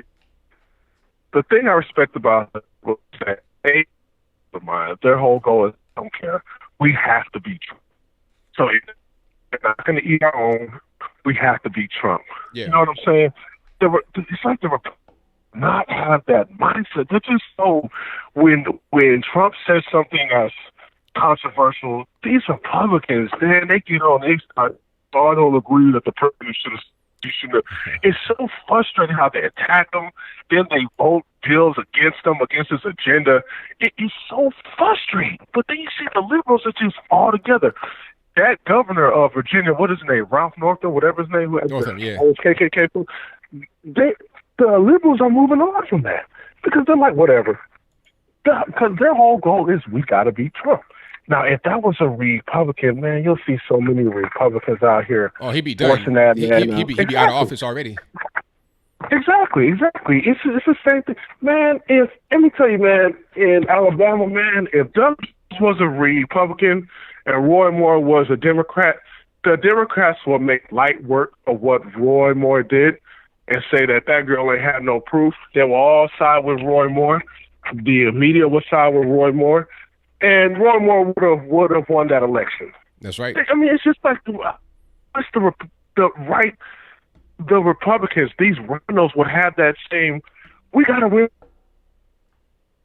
If the liberals ever get the presidency, the House, and the Senate, they are breaking all rules to get their agenda. They do whatever they want, and they're not gonna do nothing about it. Exactly. They, you know what I'm saying? If they want to do the nuclear option, they go do the nuclear option. You got these Republicans. No, I don't think we should do the nuclear option for this wall. Congress was set up for that. I'm like, man, shut up. Like, are you trying to win? I mean, it's right. It angers you because it's like, what is the fight? It's like, you got Trump alone. We got a border crisis. This man is all alone trying to handle this. It's like, Republicans, come on, like, they could. The people believe in you, so when it's time to vote, they're excited because you're fighting. Instead of just, we just got to be by the book and Constitution. And the Democrats are like, man, fuck that, man. You not getting nothing. We're sticking together. And then when we get in power, we are going to use every trick in the book. We're going to put more Supreme Court justices. We're going to lower the vote age. Democrats ain't playing. No, they're not. They trying to change this illegal immigration thing is all it is just to change the nation's demographics so that way they can win votes. That's it. They strategic. And it's like these Republicans in Congress, they just gonna let it go. Because they want to be strict constitutionalists. That's why I said, man, get these weak Republicans out. Get the ones who are ride or die with Donald Trump. Get them in, you know what I'm saying? Because this is it, bro. Like 2020, man. I think 2020 is really gonna draw the line in the sand to see where this country is. I think you're right about that. I think you're right about that, man. But I got a bunch of calls on the line, so thank you for the call as always, all right, man. Bro. Definitely appreciate you. Take care, man. All right, now. Thank you to my man Tariq for the call. Most certainly appreciate him. And you guys know the drill. The number to call is 434-658-1220. Let me get to the next call. 269 on the line. Who am I speaking to? Well, hello there, Anthony. Kerplunk. All righty, Kerplunk. What's going on? What's going on, my friend? Let me get you a little bit louder here. Can't get you speakerphone. There we go. I got you. Yeah, I had a little problem with the video last time, but I figured I'd call in this way. You okay with that? Oh, you good, man. Don't even worry about it. All right, sweet. Just so your viewers know, especially the ladies there, I didn't have to put my sunglasses on. I didn't have to get ready. I'm sitting here in my birthday suit. What do you think? Well, I didn't need to know all that, but I think some ladies in the audience might like it. But I'm good. Oh yeah. It's all good. I'm like a Chippendales dancer in the bathroom. All righty, okay. That's right. Great. That's great. But what's on your mind, boss? All right. No, I was just saying. Yeah, I noticed your headline here at the bottom of the show. I can't watch the two at the same time. I'm talking on the phone, and I can't watch. But I seen, it's the whole headline is creepy. The whole thing. It's just like, oh no, you got people getting murdered, people doing naughty things, and did you see Joe Biden? He apologized kind of on TV. Yeah, I did see that. It was like a Twitter video he put out. He was like, well, I get it, I understand, that type of thing. The way I saw that was, look, I'm sorry I was hair sniffing and touching girls' butts a little bit, but you know what? I'll stop doing that. I'm not going to be a creepy old man anymore. I'm going to turn over a new leaf, basically. My fault. I'm sorry. And then the crazy part was that I'm reading some of the comments on some of these social media posts on liberal pages, and they're like, well, that's enough for me. Move on. I was like, okay, really? Let's put it on the record, because if that's going to be enough to move on, then that same thing should be extended to conservatives as well. It shouldn't just be a one-sided thing. Yeah. I said I call this getting Morton Kavanaugh. Yeah. Yeah. When you get Morton Kavanaugh, it's a thing. I made up a term. So yeah, they don't like it when it happens to them. That's right. Yeah, so I got that. I'm not sure. I'm not too sure. I've seen a little bit of your video about that rapper out there. That I know that they're out there killing family members now. The guy they arrested. Yeah, I guess allegedly. I'm not sure if that's true or not. Yeah, I know they maybe took someone in for questioning or custody or something like that. I just know little bits and pieces about it. But they're out there already presumptuously killing his family members, allegedly. Well, yeah, they don't want to get a lawsuit. Yeah, they got the guy already. They got the guy, and the funny part was that the guy tried to go to a mental health facility to check himself in, and they caught him right there. Oh, so okay. Well, at least I don't know. Maybe they'll let him off. Well, I don't know. He might not have money. No, they won't let him off because it was too high profile. They got him on videotape. He left the spot and came back with a gun, shot him once, was retreating. Came back to shoot him again, retreated again, then came back and shot him again and kicked him in the head. So that seems pretty premeditated to me. So they're not going to let him off of that. Yeah. Well, yeah. I mean, the assault charge alone would probably be, enough to put him away for a couple of years. Yeah, it's a wrap. Yeah. Oh, man. It's our prayers go out to the family. What are you going to do? I mean, it's a double whammy. But, it's hard to wrap your head around that whole mess. That's kind of, I kind of walked away from that one. But then you had Creepy Joe. Pelosi. You got Pelosi and was it Morning Joe's wife? Or Morning Joe's wife, particularly strange because she's trying to defend Joe Biden. Getting back to this one here, are they married? I guess they're married. I've heard several. I know they're boyfriend girlfriend. Are they? I didn't know that. I thought that they were just like co-hosts. You talking about Mika Brzezinski? Yeah. Okay. Yeah. From what I hear, they got a thing going on for the last year or two. I don't know. Since got like that, I guess they're consoling each other. One thing led to I don't know. It's all rumors and speculation. But someone said they were married. Oh yeah, they are. Okay. So they've been together. Okay, so she was married to somebody else, Jim Hoffer from 93, 2016. And then in 2017, she got with Joe. I had no idea. That's funny. But anyway, go ahead. Yeah. So, they're boyfriend, girlfriend doing a show. And he's standing there staring in the camera, and she's over there. Well, he does that to me also. He's just like, what was that word? He used cuck. He had cuck face. Yeah, he was looking in the camera going I'm like, dude, that's your wife. Yeah, that's your wife. So he's just staring at the camera. He didn't have like, hey, what did you say? He didn't look overhead or nothing because they're in the same room. All you got to do is look over, and he didn't. He just stared at the camera. Wow, so it's pretty weird. But that's the Hollywood type of media industry for you. It gets weird like that. Yeah, so if you look at it again with your blinders taken off, and look at it again, it's really it's next gen, next level, kind of weird. Yeah, I had no idea they were together. I didn't know that because I don't watch MSNBC. I used to watch MSNBC. I used to watch their show actually, and back then they were not married. But now it's different. Okay, I see. Yeah, back when was the Morning Joe first, I used to watch it too. Yeah, and before the election and all that, it was kind of a good show. Right, it was at one point until this happened. Most of them were, but right. We didn't know what was going on with that other stuff in the background. And then now we're finding out that. Wow, what are you going to do? But maybe I'll put some clothes back on and go to the grocery store or something. You have a good one, man. Thank you for the call, man. Definitely appreciate you. All right. Much love, everybody. Make sure you hit that like button. Smash. Obviously, you guys are down there making comments. I could read. Somebody said something about Dr. Farts. So that was kind of funny.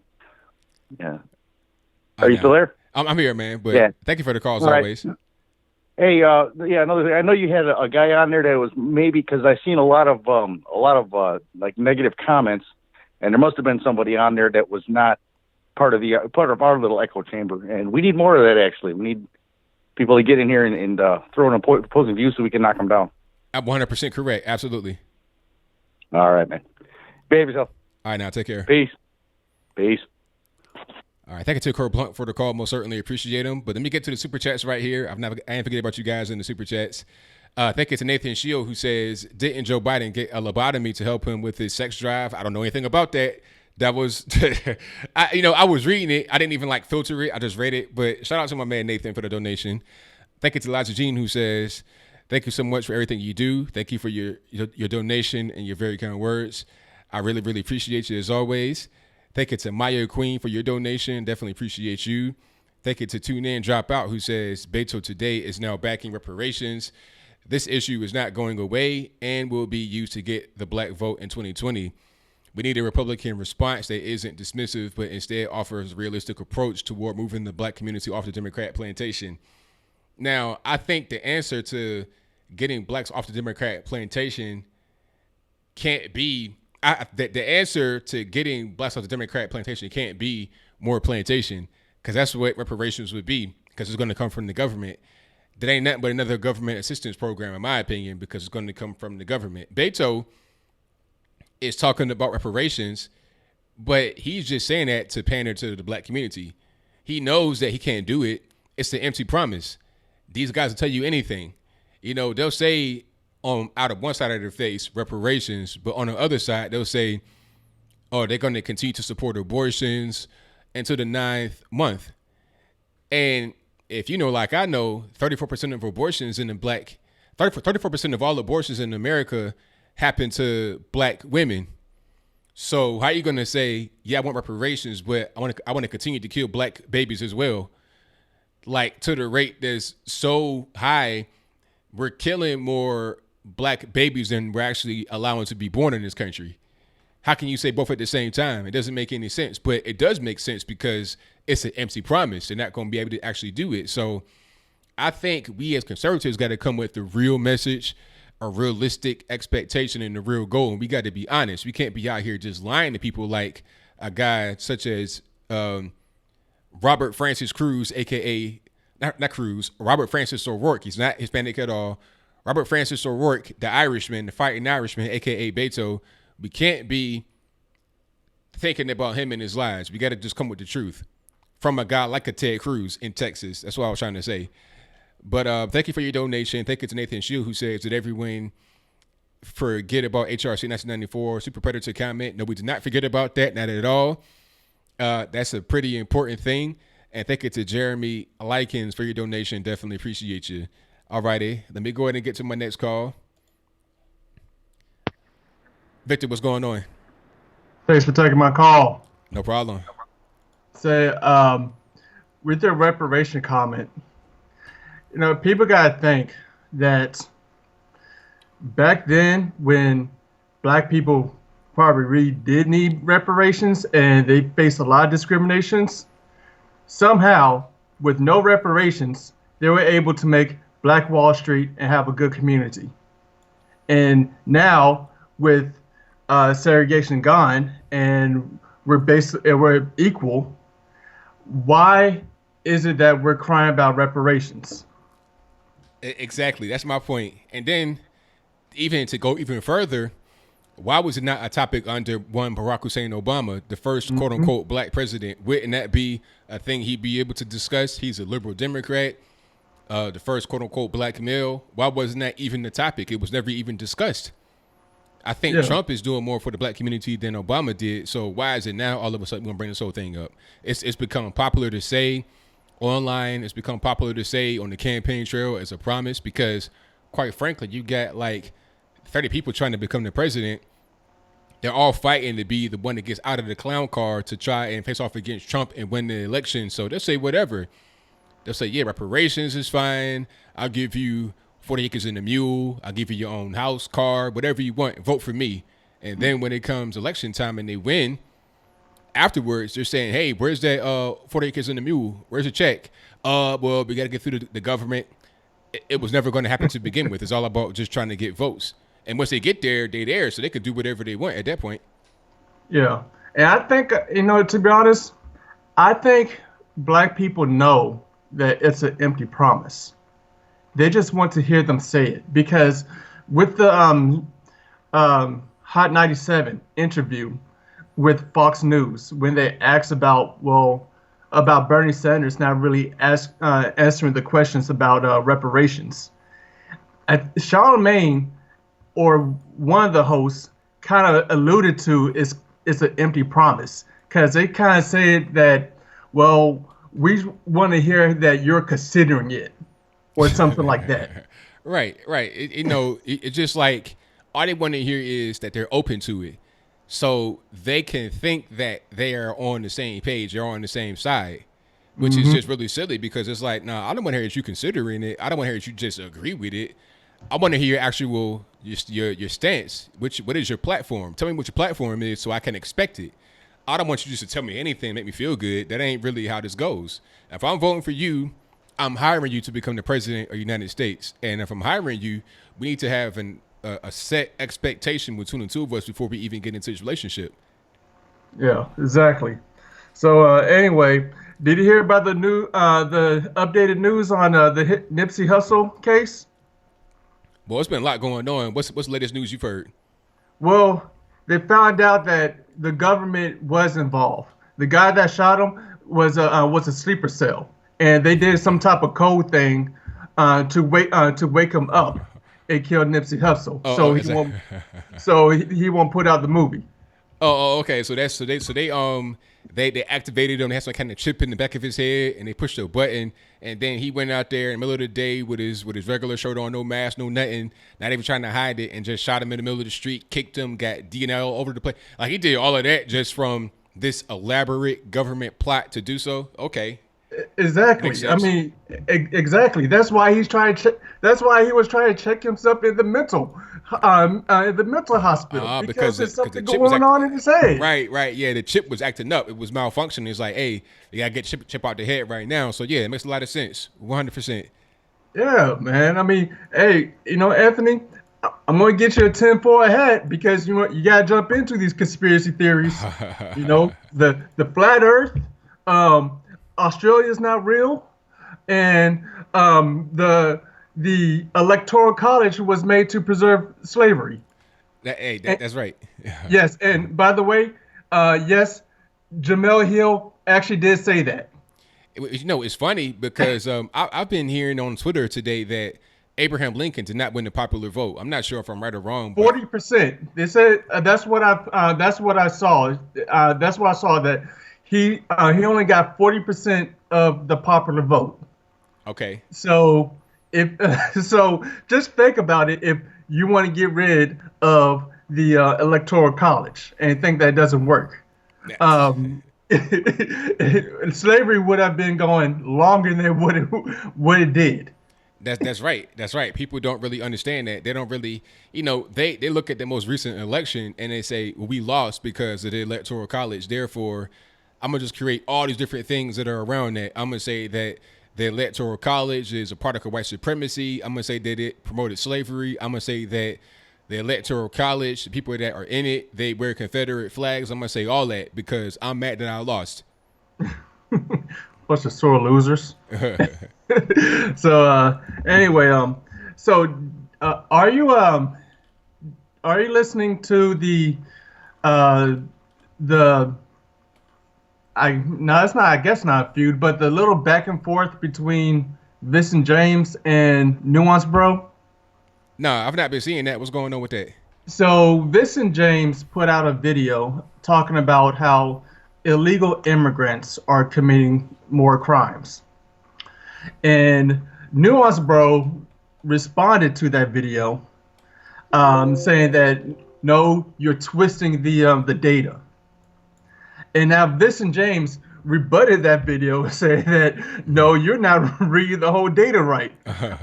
And then Nuance Bro said that, well, he responded to me, I'm going to respond back. And I can't believe that he just totally missed the point. So to me, I think it's pretty interesting because two intellectual guys that's talking about this issue. I like it, but what it shows that for the people who so into data and scientific data, saying that that's the only evidence that you need, where you have two people using the same scientific data, having coming with different conclusions. Right. Yeah, but I would say that it is possible that Nuance Bro is probably picking the wrong fight on this one? Yeah, because my man Red Elephant, Vincent James, is pretty thorough with his information. Yeah. I saw my debate with Destiny. This man had a binder with printed out sheets and was pointing to cases. I'm like, man, this guy's pretty prepared. And you saw the guy Destiny trying to just scroll through his phone. It's like, look, man, you done already lost the debate. You already lost that part of the debate, sir. Don't try to like go through your phone and dig up stuff right now. You should have done that before the debate. So yeah, Vincent James is definitely somebody that's prepared with his information. But I think it'd be good to see them kind of go back and forth and have a healthy debate about the issue. I like to see that. Yeah, I mean, and if Nuance Bro make another response, and Vincent James come back with his third video about this whole thing, I think that they should set up a debate, a formal debate, to talk to hash out this issue and to question each other. That's right, and go back on JOP, because I think they might be in LA or in California somewhere. So yeah, go to LA, have it there, and do it that way, and then we could see who's actually going to be the winner or the loser of that particular situation. It'd be great. Yeah, and speaking of Jesse Lee Peterson, you know, he had an interview with 3 Instagram models. I saw that. I saw some of that. What do you think about it? Well, I think Jesse's a funny guy. I saw like 2 minutes of it, just, you know, because I was like, what is this? What is he doing? And then I was seeing what he was talking about and how he was saying it. He's a funny dude. I'll just say that. Yeah, I mean, well, you should have went further, because you would say to yourself like, wow, this is why we can't marry them, marry people like that. Okay. They said, so Jesse Lee Peterson asked them, well, do you like capitalism or socialism? And 2 of them didn't want to answer. One of them said, I choose socialism over capitalism. And I was thinking to myself, you're Instagram models. You don't use any mental work or physical work to make a lot of money off just looking pretty. Mm-hmm. And you want to choose socialism over capitalism? Are you kidding me? Right. Exactly. And then for the others that refuse to answer, I think that they probably know that they want socialism, but they need to think that would you be making a lot of money going to all these trips and stuff if you live for socialism? But I'm gonna tell you this though. One thing about these Instagram honeys or whatever, I mean, when you think Instagram model, do you think knowledgeable in politics and stuff like that? I mean, is that what comes to your mind? They probably don't even know what that actually means. They probably don't know what capitalism is. They just know that they hear it, and when they hear it, it's used in a negative way.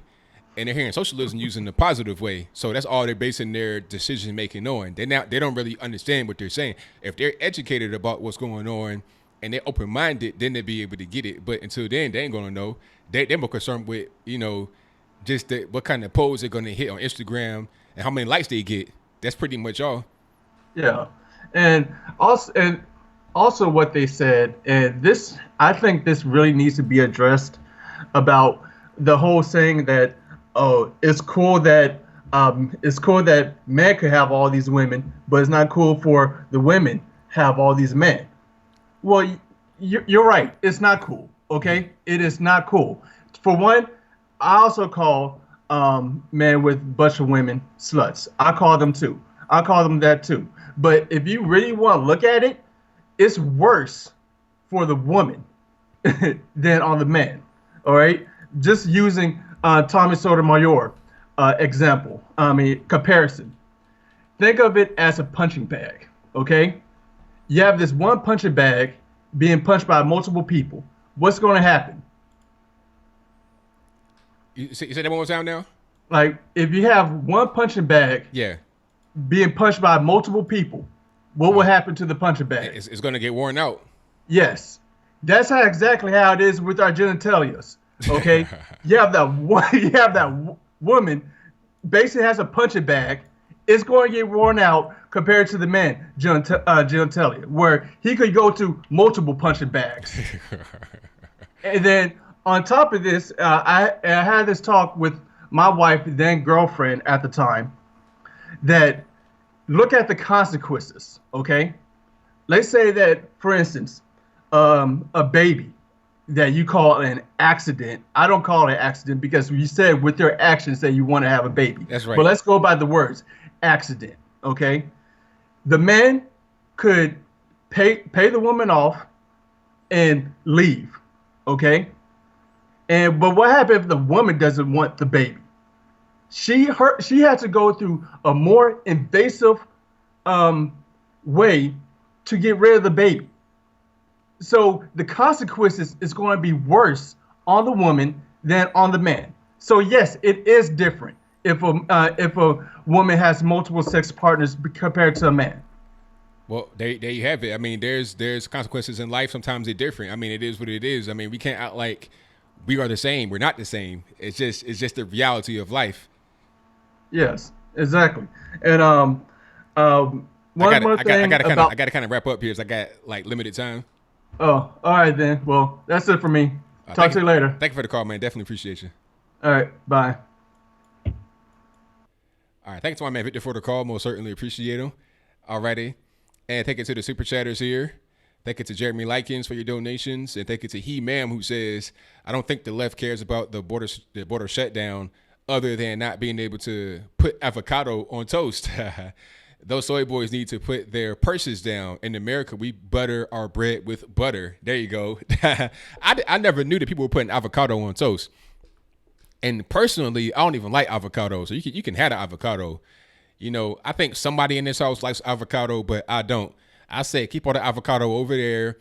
I don't drink alcohol either, so keep the tequila, the avocado. I don't want none of that. That's fine. I'm not even worried about it. But let me get to the next call. Unknown caller, you're on the line. Who am I speaking to? Oh, what's going on, ABL? How are you? Everything's good. Who am I speaking to? Omar. Call me Omar. All right. What's going on, boss? Nah, just here. I've just been thinking about a lot lately on how, okay, so I live in New York State, right? And my state is a mess. Like, I just want to get out. And yeah, I don't know if you've been hearing what's going on with Andrew Cuomo. So, you know, they passed abortions up till birth and even after birth, which is really disgusting. Yeah, I saw that. Yeah, dude, it's horrible. And also, we're getting taxed to death. Like, they're doing congestion taxes now. So, like, if you pass a certain point in the city, you have to pay a toll. And it's just horrible. And I still don't understand why people vote for these same politicians that are taxing us to death. I mean, people, I don't know. I really don't understand why people do that. I think what you have are people that don't have anything, people that don't have any kind of money at all, that don't pay taxes. They don't care if people that have something pay taxes because it's not them.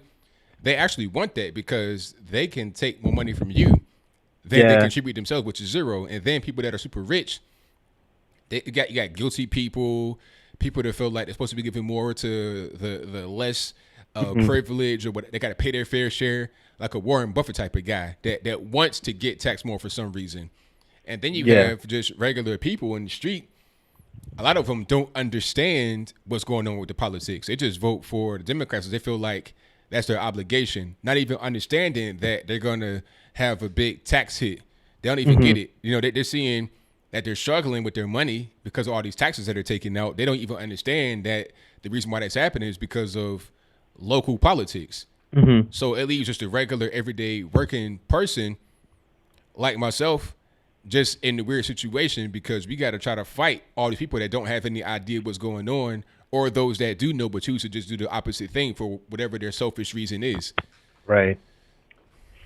And it's also frustrating because I think I don't know, you don't quote me on this, but I think it's like 16,000 people a year are leaving New York State because the taxes are so high, and they're all going to like Florida. They all going to places in the South. And, you know, if there's nobody left to tax, it just moves down. Like, this is a reason why. So before, I used to be for, you know, $15 minimum wage. I was pretty liberal a few years ago. And now that I see it happening in my state, like, a lot of jobs are getting cut, hours are getting cut, people are losing money. And it's like there are so many examples of this happening, like in New York State, for example. Also in Washington, like you saw that too in Seattle when they raised the minimum wage, people were losing their jobs. So I don't know. I don't see why people like it. And then when I try to explain it to them, they're like, "Oh no, you just want all this for yourself. You're just greedy. Blah blah blah blah blah. You only care about specific rich people." And it's just like it doesn't make any sense. I personally think there should be no minimum wage, and there should be corporations should pay however they want to pay their people. Like, and then people are saying, "Oh, it's only going to be like corporations paying like $1 an hour," and I'm like, that's kind of career suicide, because who's going to pay employees $1 an hour? You know what I mean? Exactly. I mean, like, what you're saying is correct. It should be no minimum wage. It should be a matter of the employer and the employee coming to an agreement, saying, okay, I want X and I'm going to pay Y, meet somewhere in the middle of that, and then voila, you have a wage. That's kind of how it goes. Or it's whatever the market value is in a particular place. The $1 an hour thing makes no sense, because who's going to work for that? You can go outside. Exactly. You can go outside and panhandle for that kind of money every day. So it has to be a certain kind of demand for labor and a certain kind of people that are going to want to work for a certain amount of money. That's what is going to set the wage. And also whatever the business can afford, the profit margin, all of that. And then you have competition. So let's say you have, in most cities, you have fast food spots right next to each other. Chick-fil-A, McDonald's, Burger King, whatever.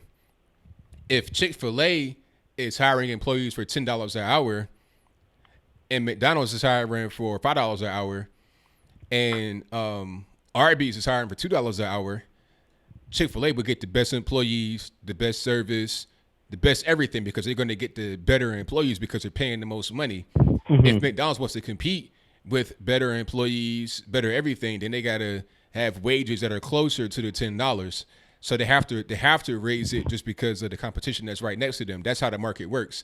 But when you put artificial caps or artificial floors on the wages, some companies are not going to be able to meet that.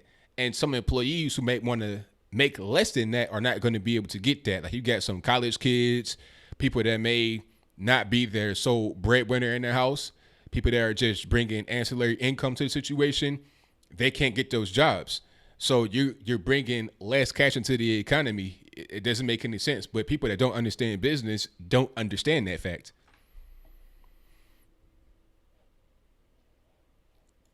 Caller, you there? Okay. Oh, that might have been Omar. Shout out to my man Omar. But you pretty much got where I was going. I thank you for that. Definitely appreciate you. I would say call back, but I think we good. Now, only allow one call per night. But that was a good question and good call. Thank you for that. Okay, let's go to my next call. Let me see. Let's go. Hold on. 828, you're on the line. Who am I speaking to? Hi there. This is Jane from North Carolina. All righty. What's going on? Okay. I just got a couple comments about that Trump hater that called you earlier. Yes. Who says that, that Trump hadn't followed through on none of his promises, which he actually has. I don't know. I'm from a small area here in North Carolina, but there are jobs everywhere. Right now, if you want a job, you can find a job around here. There's signs just everywhere. So he has brought a lot of jobs, done a lot of things. But the other thing he was talking about was Obamacare. Me and my daughter was at a local flea market, and there was a insurance guy there, and he was trying to sign people up for Obamacare. And my daughter didn't have insurance, though she worked at Bojangles, but, So I told her, I said, well, let's go talk and see if you can't get you some low-priced insurance. So we done the whole insurance thing, and she didn't make enough money. You had to make around $18,000 in order to qualify for this Obamacare plan. If you didn't, then you had to pay the full premium. Well, the full premium was outrageous. And she was telling him that she was, permanent now and a manager, and he says, well, because once they sign you up, you have to have proof of your income. So she wasn't able to get that insurance. So my brothers and sisters, I have 2 brothers and 1 sister that are both retired. They tried to sign up for the Obamacare. They don't make enough money either because, they couldn't get it either, and then had to pay the penalty because they didn't have the insurance, but they couldn't afford the insurance. So, you know, they did get Obama phones, which they was really pleased about that. Yeah. But I did see Kellyanne Conway just the other day on Fox News. It says that Trump and the team is really going to come up with a really affordable health care act that you still will be able to use your work insurance provider. And if you don't use that, then you'll have an opportunity. And then I thought, you know what? He's only been in 2 years, 4 months. That's not a lot of time for as much as he's got done. So I just wanted to basically say that your troller out there, evidently he must be watching CNN or MSNBC, where they don't say anything good. And somehow I think that should be changed. And another thing, about the illegal immigrants that were available and did vote in the 2016 election. Yes.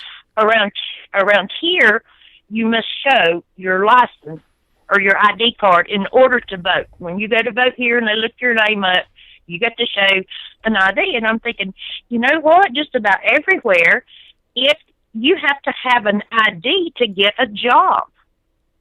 So I don't know why Trump couldn't perhaps do an executive order and pass a law that says that you must show some form of ID, because you have to show it for everything else. If you get a Social Security card, you must have it. You must have it for just about everything that you do. Great show, though. Appreciate your time, and you have a good night. Thank you for the call. Definitely appreciate you. Bye. Very good point about the whole voter ID thing. I'm not sure what Trump could do nationally about that, but in general, the sentiment is correct. You got to have ID to do everything. And I've said this before to people that talk about, voter ID laws are racist. How is it racist? Or they say black folks are less likely to have IDs. So if black folks are less likely to have IDs, then welfare must be racist too.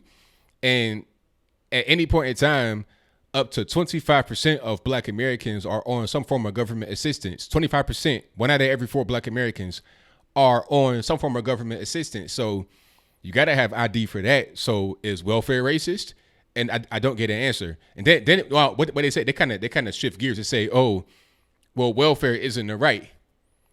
Okay, but I mean, is it racist though? It doesn't matter if it's the right or not. So you're moving the goalposts, because now you're saying that it's obstructing the right. But before you said it was racist. So which one is it? If it's obstructing the right, then it shouldn't be about race at all, right? See how they moved the goalposts? Is it racist? If it's not racist, then what are we talking about? You know, you got a right to bear arms as well, but try to go buy a gun without no kind of ID on you. It might not work out too well. So is it obstructing the right, or is it racist? I mean, there are plenty of rights you have in this country, but to execute them, you got to have identification to prove who you are. You can't just do whatever you want to do in the world. That's not how this thing goes. You have the right to be able to travel and move around as you please. You can't, you're not just trapped in the United States, but try to go to a different country without a passport and see how that works out. Try to enter a different country with no passport. How are you going to get a passport with no identification? I mean, let's just be real here. Let's stop playing these games. But thanks to the caller for the call. And let me get back to the show here. Thank you to Miss DFM, who says, love the show. Keep up the good work. ABL, thumbs up. Thank you for that. Most certainly appreciate you. Let me get to my next call here. Okay, let me see. 617 on the line. Who am I speaking to? Al from New York. All right, Al, what's going on? Hey, man, I know you're trying to wrap up, so I'm just going to make a few quick points. I was going to talk about we got time, because I'm only in the second hour. We got 3 hours. You got 3 hours. Oh, okay, word. Well, one thing just want to say real quick about how I think that one of your callers was talking about Tim Pool and how he doesn't sound like a liberal. He sounds like a conservative. And I think what we have to start doing, we have to be careful not to call these people Tim Pool. I'm not talking about Tim Pool. Don't talk about the Democrats these progressives like they're liberals because they're using this word trickery trying to change the meaning of words. They're not liberals. You call them progressives, call them Democrats, whatever you want to call them. Because I believe Tim Pool is more of a classical liberal in that sense, which us as conservatives now I'm basically a classical liberal.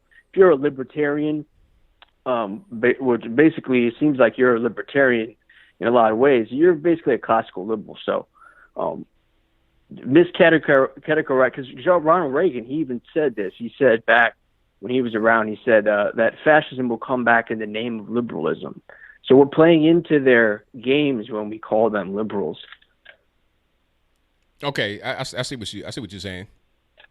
Yeah, so I think we should be careful for that. But just one thing about the minimum wage, the last caller, because I live in New York too, and I'm moving out at the end of the month. Actually, I'm moving to Colorado, and the minimum wage. I was going to just talk about this real quick. So, if you have no minimum wage, like right now, if we have $15 an hour as the minimum wage, and I'm trying to get into a new field, and I don't know anything about that field, I'm not worth $15 an hour. I'm not worth anything because I don't know what I'm doing.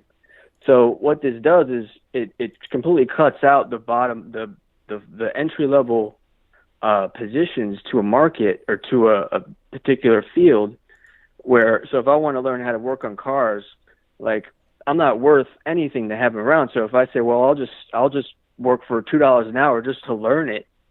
Then as you learn the field, now you're worth more. Now, if they don't want to pay you more, you can go to another place and say, I know a little bit, and then maybe you can get $4 an hour, and you keep working your way up that way. But the way we have this minimum wage system set up, they keep trying to raise it. It just creates more and more unemployment.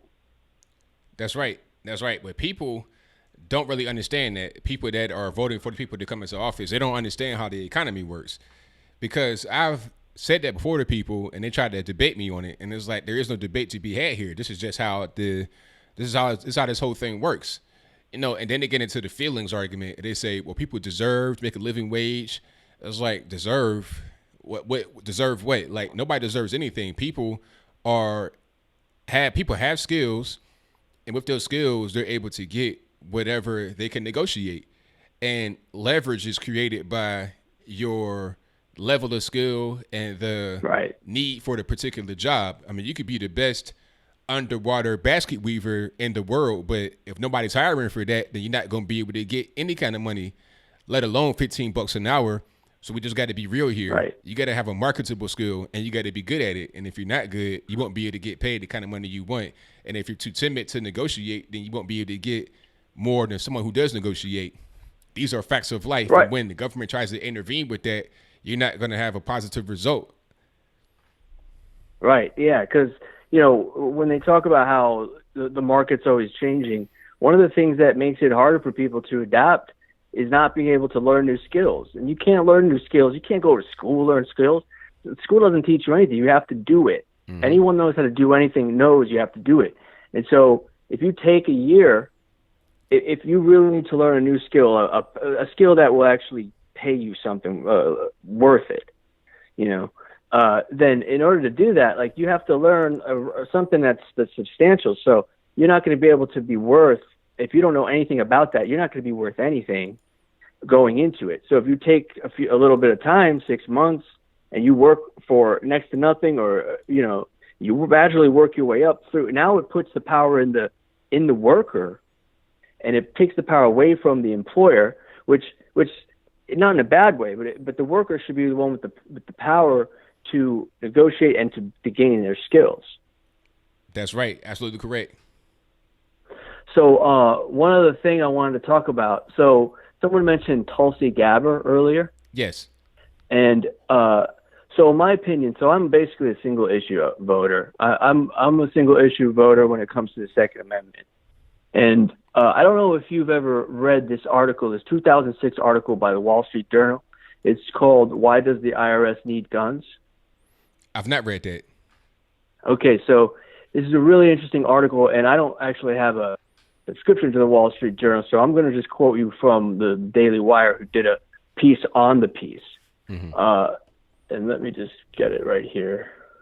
Yeah. Okay, here's my note. So basically it talks about how there's all these government agencies that have tons of guns. They've been buying guns up, and these are not law enforcement or military agencies. These are regulatory agencies that have no business with access to these type of weapons. So the Daily Wire, quoting them, the number of non-defense department federal officers carrying firearms, 200,000. This is in 2016. 200,000 now exceeds the number of U.S. Marines, which is 182,000. Wow. Courtesy of Wall Street Journal. Okay, this is 2016. And then the guys that wrote this, if everybody wants to look it up, the guys that wrote it are former Oklahoma Senator Tom Coburn and Adam Anderszewski.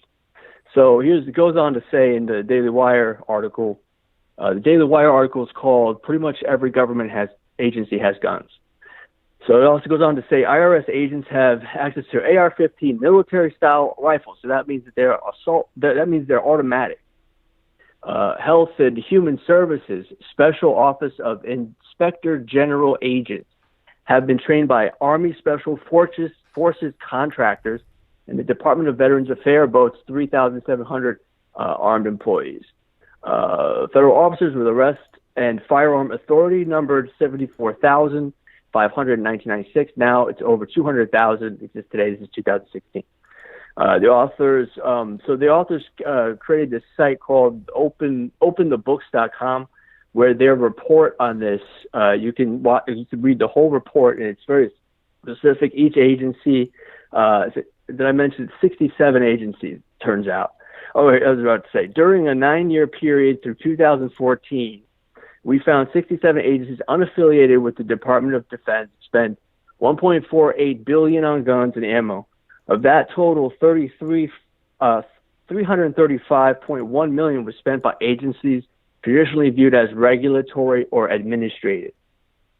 Between 2005 and 2014, the IRS spent $11 million on guns. The IRS, the ammunition military style, the Animal and Plant Health Inspection Service, $4.77 million on shotguns, .308 calibers, night vision goggles, propane cans, liquid explosive. That's pretty crazy, man. I mean, you got to kind of drive it home here right quick so we can get to, Okay. Yeah. So the point is this. The point is that this was on the Obama administration, that we need to all wake up to the fact that the government is arming themselves to the point where we can't allow any more of these people in office that are going to just abuse the Second Amendment. Because why do they have all these guns? Because they want the power over us, and it's just a big problem. So I hope people can read these different things and become aware of how dangerous our government is getting. 100% correct, man. Thank you for the call, man. Definitely appreciate you. My pleasure. All right, now. Thanks, man. All right, shout out to the caller. Great call. And before I get to some more calls, I'm going to show you this ad about creepy Joe Biden. If I can pull it up right quick, you guys give me a moment. And thank you all for being here. If you've not liked the video, please do so right now. Okay. This is from Stop Joe Biden. Let me see. Let's pull it up. Okay. Let's get the screen fixed. Stop Joe Biden. The former vice president's history of predatory behavior is coming out front and center in our new ad, Creepy Joe details of recent accusations. This behavior is unacceptable and should instantly disqualify anyone considering running for the highest public office in 2020. And let's check it out. It happened also suddenly, very unexpectedly, out of nowhere. I feel Joe Biden put his hands on my shoulders, get up very close to me from behind, lean in, smell my hair, and then plant a slow kiss on the top of my head. Wow. To have the Vice President of the United States do that to me so unexpectedly and just kind of out of nowhere, it was just shocking. It was shocking because you don't expect that kind of intimate behavior. Yo, uncomfortable. I mean, look at the little girl right here. Uncomfortable. I mean, and the thing about it is, look at this guy. Look at this dude here. Hold on. Look, this is not what you want to see. When you just trying to be up here with your grandparents, parents, or whatever, you the one that had this guy all down your neck. And this is going to be your president right here, him. To touch you and to feel you and to be so close to you in that way.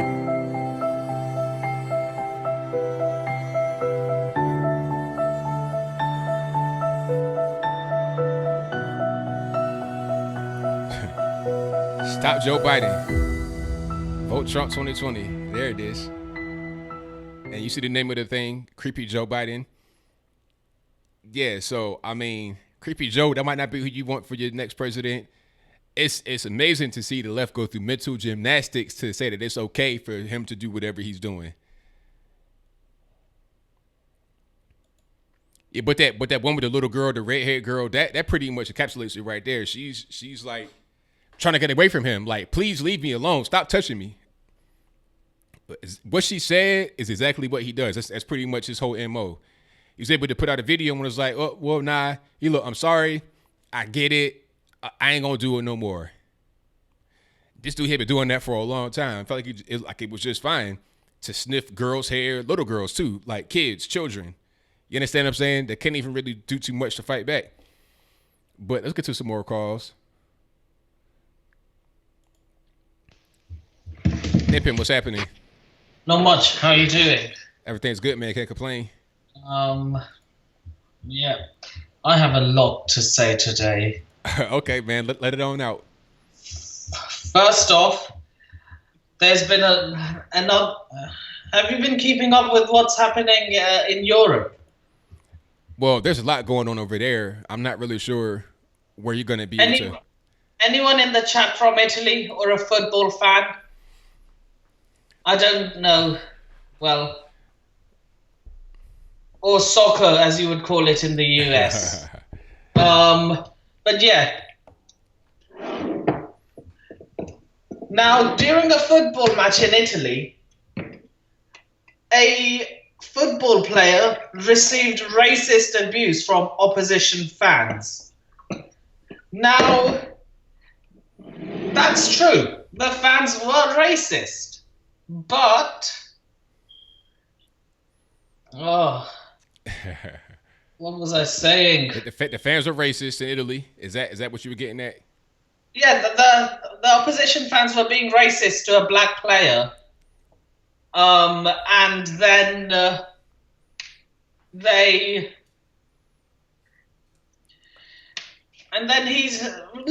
I forgot. Yeah, they started calling him monkey and stuff. But, okay, that was an outrage. That was disrespectful. But what I find intolerable is that racist black people are turning it into a political statement by saying that no white people stood up for him, which is completely so basically what you have is you have racism countered with more racism. Yeah. Then his teammate said he was partly to blame, as were the fans. Now, I have to agree with him. Shall I tell you why? Tell me why. Because he went out to celebrate in front of a gang of ultras. In front of a gang of ultras. What do you expect from them? Now, what are ultras? I don't know about the European. Like hooligans. Okay. Hooligans. Okay. Yeah. Now, what do you expect from them?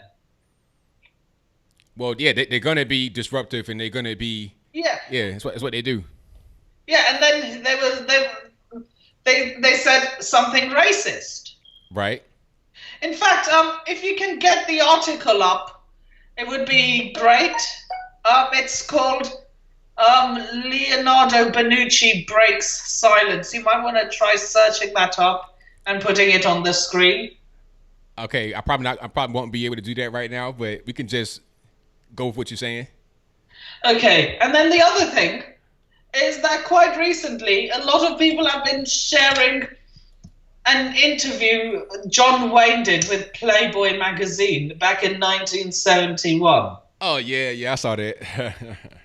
I'm surprised you didn't make a video on it. It's kind of a nothing burger to me, honestly. Yeah, I mean, if he was... Look, let me get this clear. John Wayne was not a white supremacist. Right. He would have never acted along... He acted alongside Mexicans. And the thing about it is he's been dead for a long time, so why is it even coming up? Like, I mean, like, are we going to dig up his body and be like, I don't understand. Look, he's been dead for over 40 years. Right.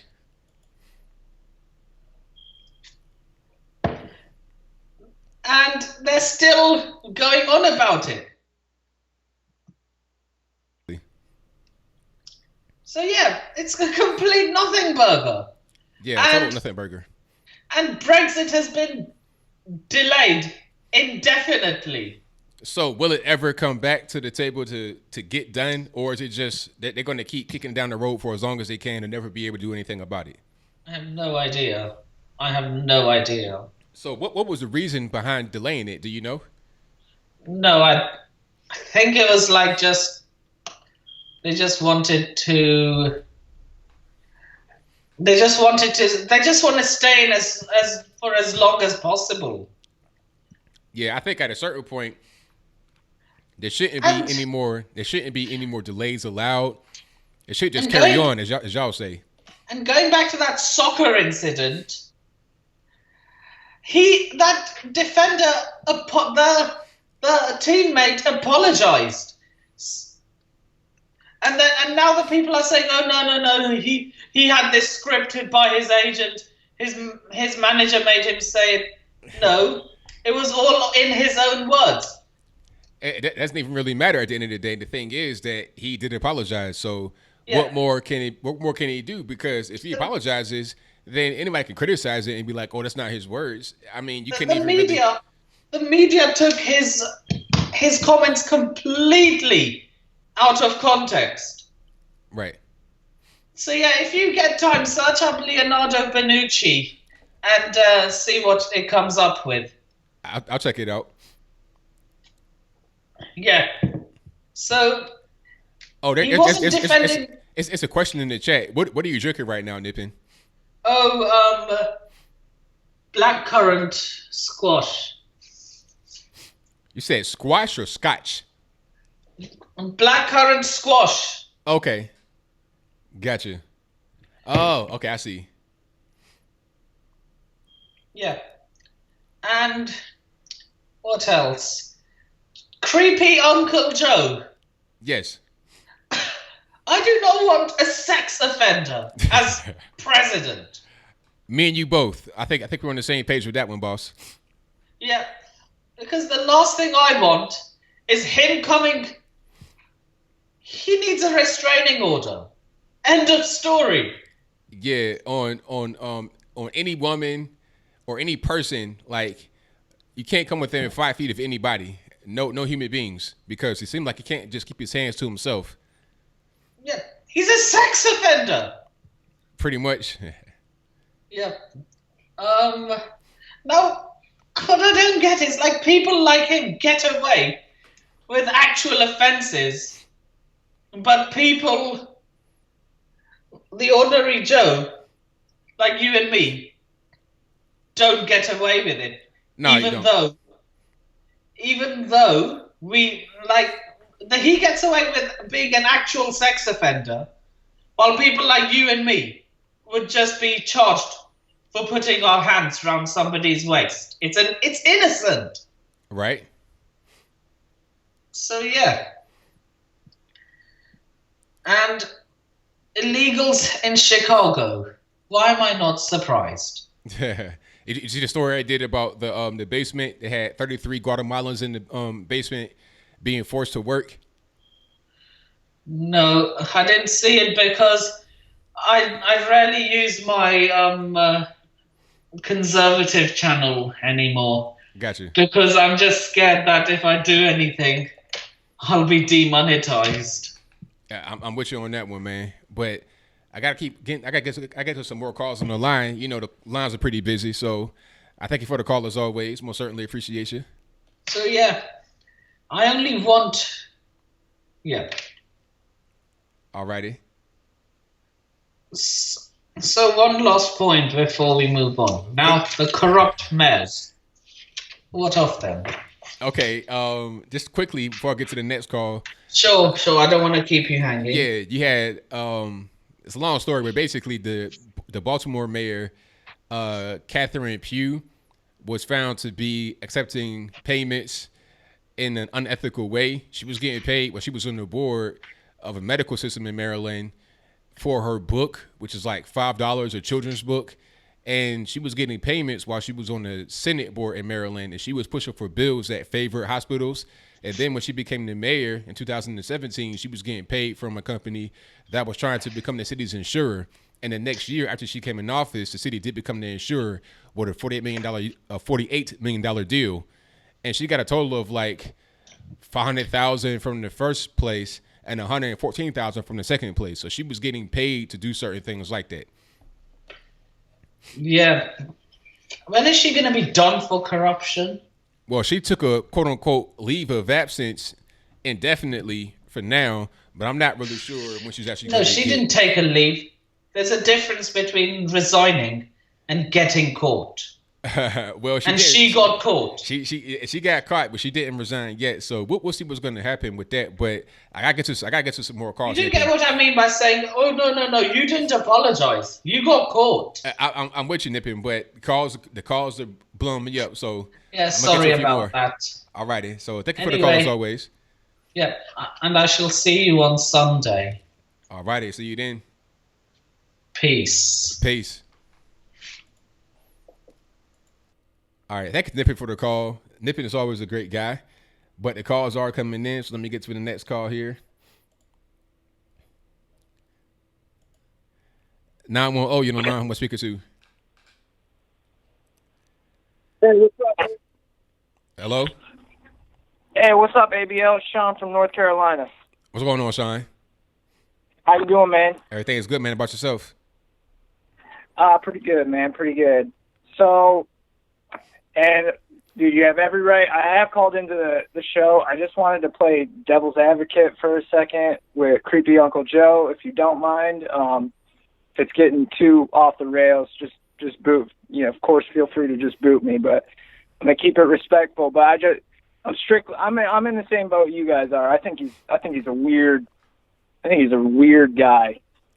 Just creepily inappropriate touching of young females and just people in general. I think he's just a weird, touchy-feely guy.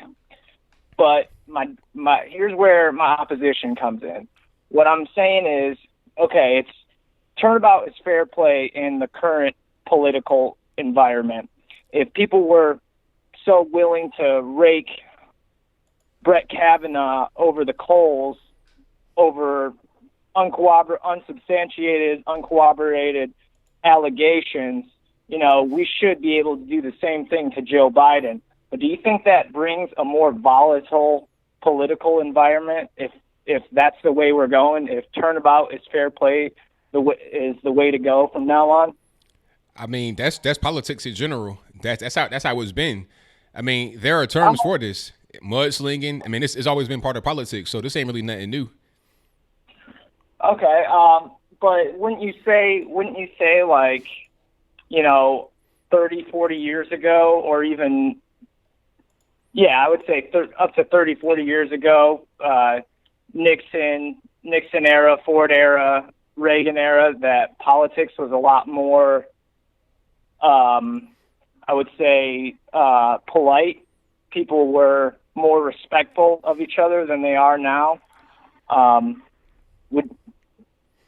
Is that your opinion? You say under the Reagan era? Yeah, like JFK through Reagan. Well, you noticed it in the JFK and Nixon debates, especially. You know, they were really cordial with each other. They disagreed on virtually everything, but they were really cordial. Well, how about this though? JFK got shot, and so did Reagan. You see what I'm saying? Like, it's always been volatile in politics. It's always been like that. This ain't nothing new.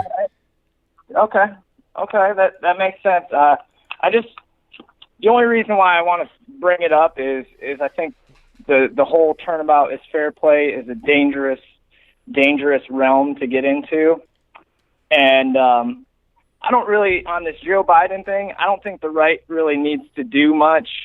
I think the left's pretty much eaten its own on this one. Besides, he's a straight white male. I mean, what chance does he really have? But, hey, man, I'm just going to keep it real short. Thanks for taking my call. I really appreciate your opinion, man. Thank you for the call, man. Definitely appreciate you. Yeah, have a good night, ABL. Same to you. All right, shout out to the caller. Yeah, I mean, hey, it's politics. I think the gloves are off. It's whatever. It's not even. It can be a brutal sport, but it's a sport really at this point. You can't really be trying to, you know what I mean? You gotta just go for it. 2 more you on the line. Who am I speaking to? You're speaking to Brandon. All righty, what's going on? How you doing, ABL? Everything's good, man. Can't complain. Hey, pretty much I just wanted to give you a call and say that you're doing a great job. And I just kind of wanted to be humorous for a second, if you would allow me to be. Go for it, man. Okay, cool, man. So you know the story about Cardi B, right? Yes, I do. Where she's talking about how she would drug, people and whatnot. Yeah, like, and so the chat, if they don't know what's going on, Cardi B is a well-known rapper, and a video of her surfaced that came out that she did about 3 years ago. And in the video, she was talking about how she would drug and rob men. Like, she was a stripper, and men would try to sleep with her. And she said, okay, let's go ahead and go to this hotel room. And once they get to the hotel room, she would drug them and rob them. But go ahead. Okay, yeah, so that pertains to what I'm about to talk about. I actually was working in the strip club business in my early 20s. I'm about to be 37 on the 25th of this month. And back in the day, when I was getting out of the business in my late 20s, when she was coming in, we used to call her Krispy Kreme. Who was that? Cardi B. Okay. We used to call her Krispy Kreme. Now this is PG because I'm not going to say anything that's really weird. But when she would, well, it's weird to some people maybe. But when she would come back from VIP, we called her Krispy Kreme because it looked like she was making glazed donuts. Wow. Her hands were just right. It's just a mess. Just a mess. And I mean, work maybe like 2-3 hours and she'd be out. Right. So I don't know. I just thought that'd be kind of funny. Wow, that's you know what? But you know what? I'm not even surprised at hearing that. I'm not surprised at all. I mean, yeah, that's pretty wild. And it's like, hey, you know what? If you're gonna do all that, man, you need to just get you some kind of, I don't know, some kind of towel or something to get yourself clean. I mean, tighten up. It's kind of nasty, but hey. Her hands look like she was just making glazed donuts all day, and it's like, what are you doing? What are you doing up there? Yeah, that's no bueno. That's no bueno. Oh, hell no, man.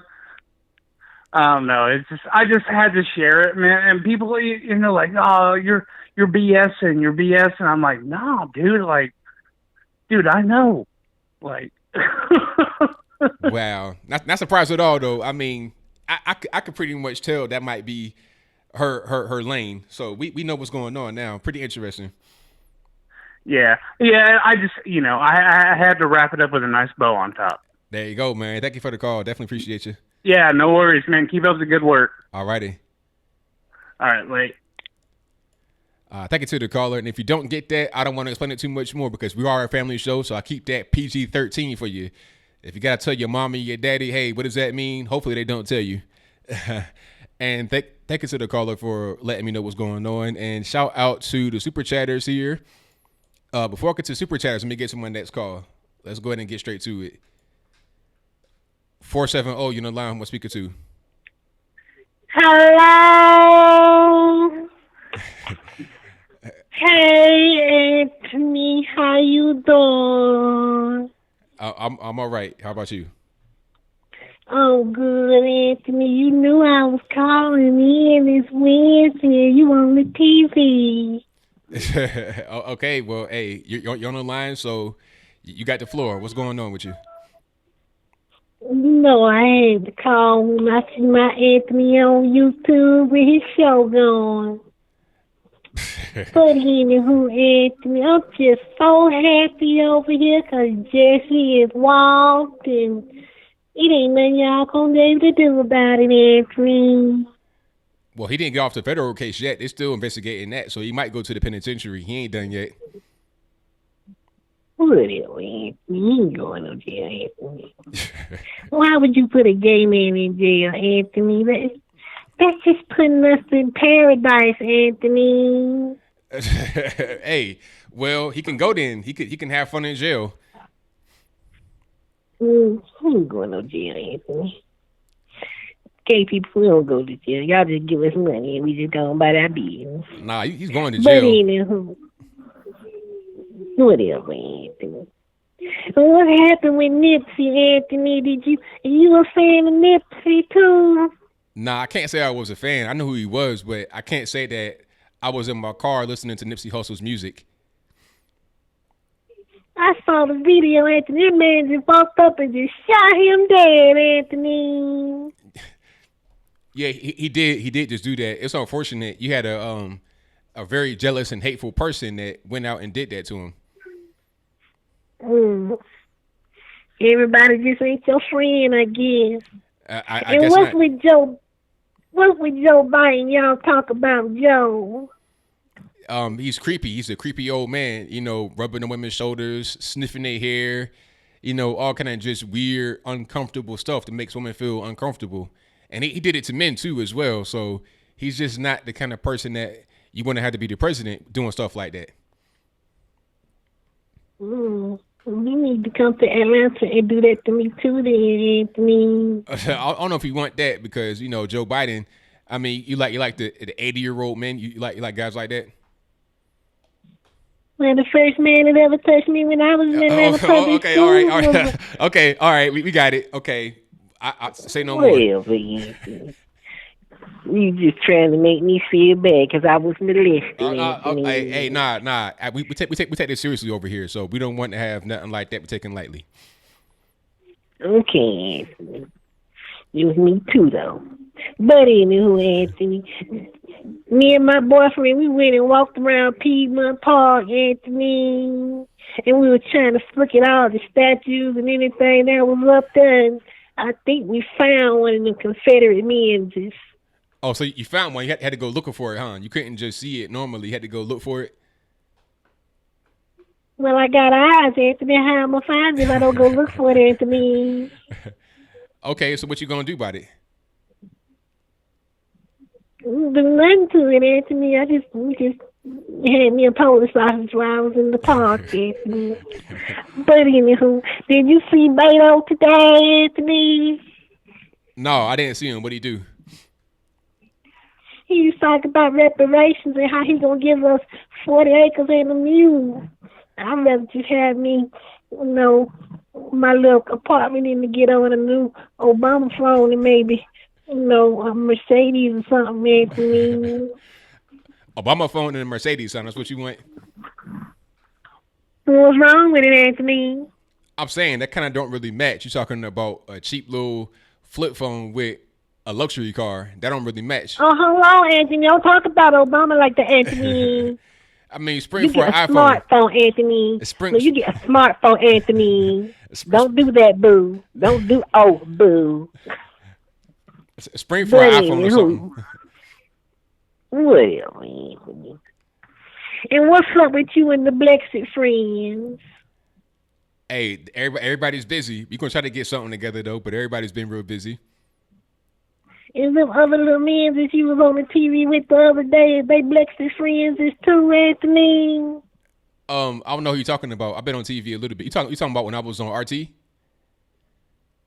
You was on there with some man, he was a black dude. He was real dark skin, named Ushi or something. I don't know, Anthony. You talking about my man O'Shea? Yeah, O'Shea. I don't think he's really with the whole Blexit thing, but that's my friend.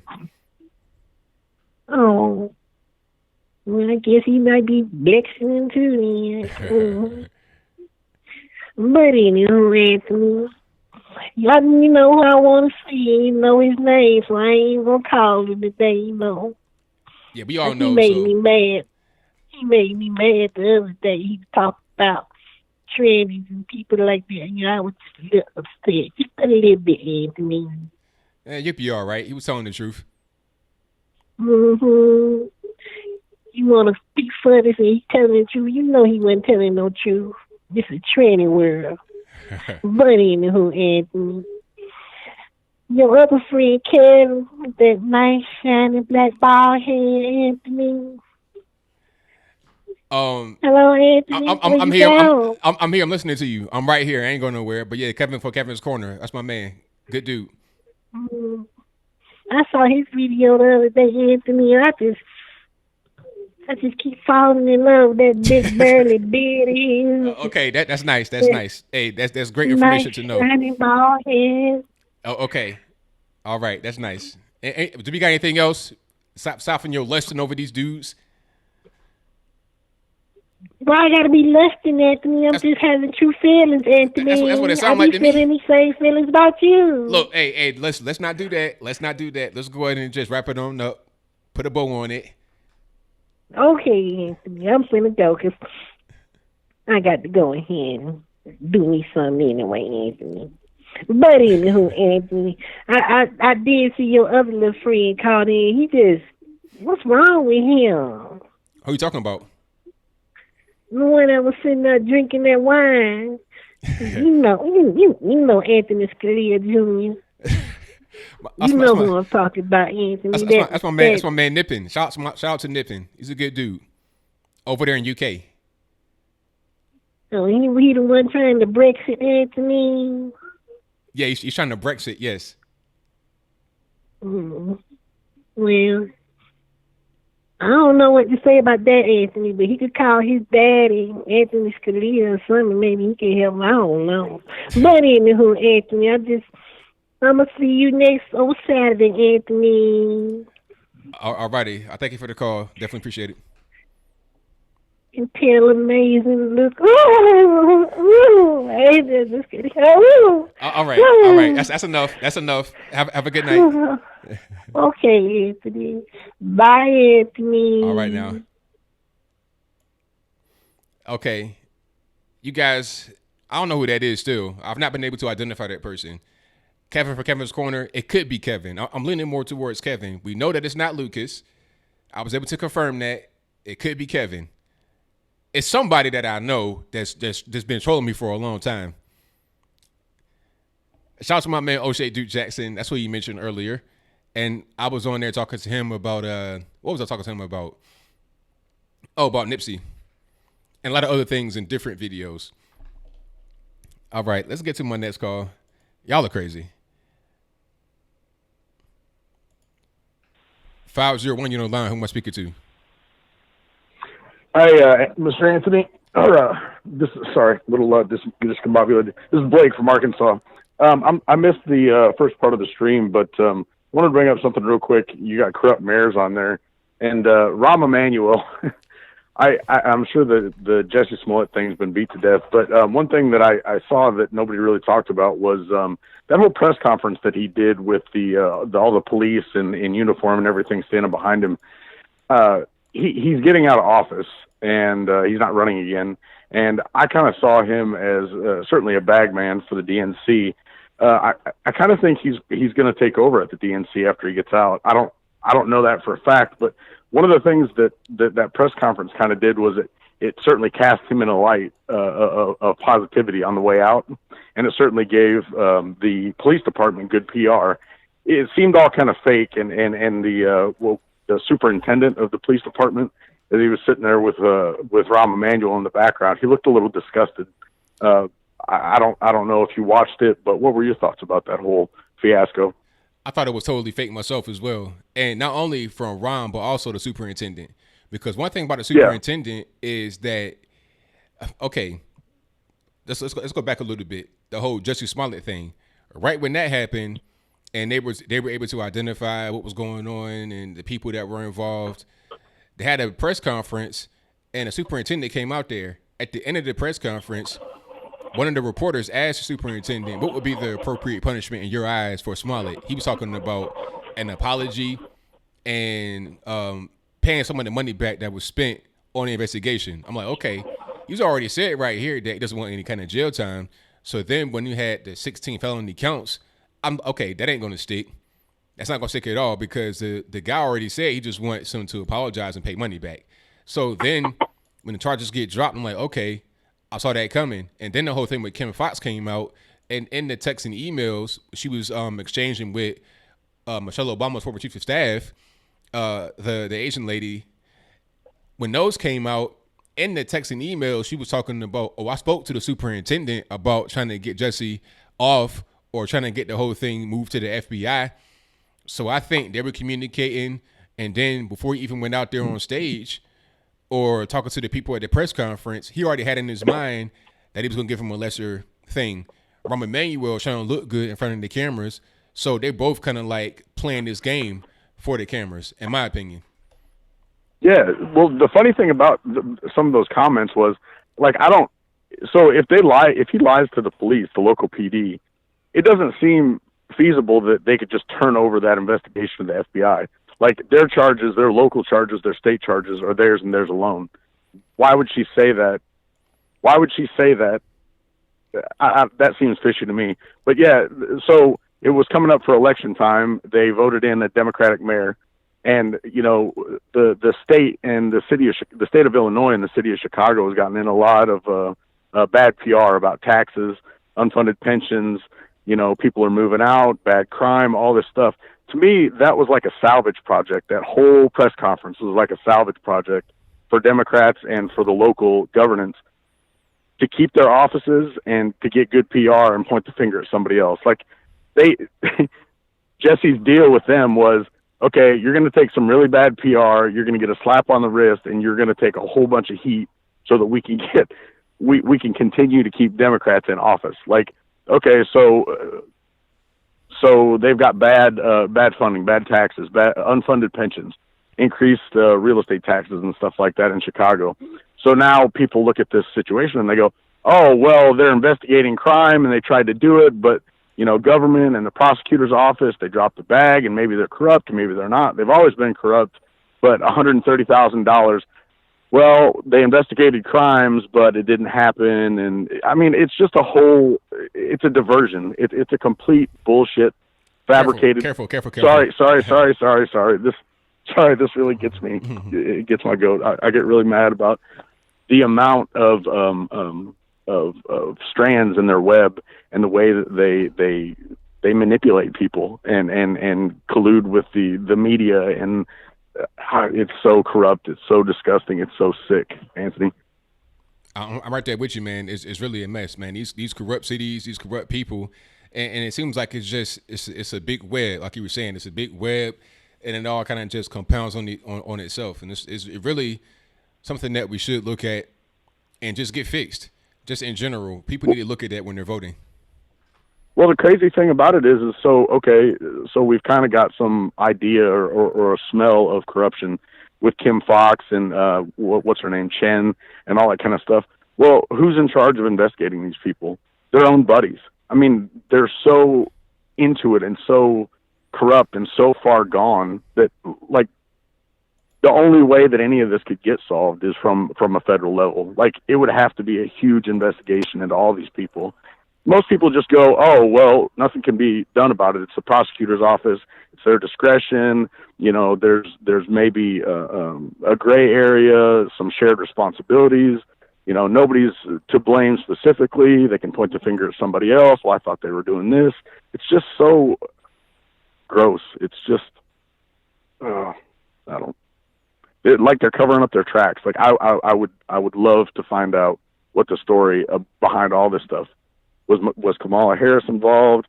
Was this to push her agenda so that she could get good pub going into a presidential race? I mean, who knows? But it's ugly. That's right, man. I'm right there with you.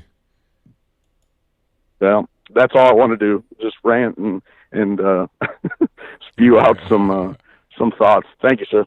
No problem. Bye. All right. Shout out to the caller. Great call. 100%. And thank you all for being here. You guys on the drill. The number to call is 434-658-1220. I got about 15 more minutes. I'll take a few more calls. And I thank you all for being here on the line. Before I get to my next calls, thank you to the super chatters. I did not forget about you guys down there in the box. Who do we have? Thank you to my man Sushi, who says, good show. Joe Biden is a stranger danger, 100%. All Joe needs is a white van with free candy on the side of it to complete his look. Side note, John Wick 3 coming out soon, and the hype is real. And you know what? I'm a fan of the John Wick series. I didn't like it at first, but the more I saw it again, and then I saw the second one, now I'm a fan. So I'm definitely going to be in there like swimwear for the second one, for sure. Let me get to the next call. All righty, SOBC, what's going on? Hey, good evening, ABL. How are you? Everything's good, man. Can't complain. Doing good. Can you hear me good? Oh, perfect. Loud and clear. Oh, great. How you doing? Long time no talk. Everything's been great, man. Everything's smooth. Just keep talking about this crazy news cycle that's going on. Oh man, I can't wait for that interview on Saturday with the real Indian. Yeah, it's going to be a good one for sure. I just did some digging on him, and he's a genius. Yes. Like I didn't know he did all these cool things, Oh, absolutely. I did my research on him as well, and it was interesting to find out about him. I had no idea. Yeah, it's amazing. But anyway, I'm looking forward to that. Otherwise, I just wanted to talk about what's her name, Mayor Pugh. She's as corrupt could be, Remember during that Parkland protest down in DC, they sent Baltimore. She sent high school kids on buses. Spent about $100,000 to go march in DC. Oh, that was her. I remember that. I forgot about it. Yeah. That was her. And yet Baltimore, then a couple months later, Baltimore City schools had to close because they had no HVAC systems. It's crazy. It just if you're spending all that money on buses to go protest, I mean, surely some of that money could have been put into HVAC for the schools to close down. Exactly. She spent $100,000 sending those kids, but couldn't spend that $100,000 to install an HVAC system around Baltimore City public schools. But anyway, that was just the story I wanted to share. And then another story is, I don't know, I've been listening to a couple callers, specifically Omar from New York, and he had stated that he wants to, leave New York City or New York State. And my thing is, I don't know why a lot of people, mainly conservatives, love to run away from issues in their counties, in their cities, in their states. I think conservatives, we need to stay and fight till the end to save your home, save your city, save your county. Because running is not going to help. I mean, I understand that, but at a certain point, it's like you're outnumbered. If it's only one of you and a 10,000 of them, what are you really going to do? It's not much you can do. And that's the thing, though. I live in a county that's two-thirds liberal Democrat. And conservatives, I would say they're about registered conservatives. Last time I checked, about 200,000 registered Democrats, liberal Democrats, and conservatives are about 40,000, inching close to 50,000. So the numbers are tremendous compared to conservatives. But I'm not gonna run. I'm gonna stay here in my county and fight for my county. And actually, I joined the local Republican, the local county Republican club for the first time last week. And the first thing I noticed was everyone in that room was old. Yeah. Not a lot of years left. And I think we conservatives or Republicans need to, start attracting the younger crowd, just like liberals are doing, just like Ocasio-Cortez is doing. I think we need to capitalize on that. That's definitely a good point. I think that with the new day and age of information, social media, YouTube and stuff like that, you're starting to see more of the kids become more aware. Like when I was a high school kid, I had no idea about politics, and nobody I talked to in school knew anything about it. It wasn't a thing that we discussed. But now you got kids that are in middle school even talking about politics. So I think that more kids are becoming aware, and that's going to be the future for sure. Exactly, and I'm not gonna run away from my county. I'm gonna stay here no matter what and fight, and continue to fight against this crazy laws that keep coming up left and right. Well, I say, hey man, good luck to you, man. I know how hard it is out there in that general area. It's rough because you're not dealing with necessarily local people, people that are born and raised there. You're dealing with people that come from all over the world. So that can be difficult to fight that, yeah. Exactly. And also another thing I noticed is there's all Republicans are very timid. I've never met a group of people that are so filled with fear, In a sense, they're cowards, They were talking about not talking about Trump and not. There was a guy actually who ran for some position within the county. And he kept his support for Trump hush hush, and I mean eventually he lost. He wasn't going to win because a lot of people knew he was a Republican. But the fact that he mentioned that he had to hide his support for Trump just so he can get his voice out there was just. I was just sitting there shaking my head, and I'm like, dude, you need to stand up. It doesn't matter whether you support Trump or not, Well, I mean, in an area like that, he's looking at it from the point of view of it's already highly liberal. So if I'm going to have any kind of chance, I can't be what they may perceive to be a far right kind of person. Although I'm not, I got to come across as more center to even have a chance. Because if I come out and say I'm a Trump supporter, then they're not even going to listen to me at all. That's in his mind what's going to happen. And maybe he was right because, like you said, when he was discovered to be a conservative, it was over. He had no chance. Oh no, they knew he was Republican from the beginning. And the funny thing is, they didn't even give him a shot. No one wanted to listen to him because they knew he was Republican, despite him not voicing his support for Trump. Yeah, they were not going to listen to him either way. So, anyway, makes sense. Yeah. Yeah. Anyway, thanks for putting this together, and keep up the great work. We'll always be here supporting. Thank you for the call, man. Definitely appreciate you. All right. Take care, ABL. All right, now.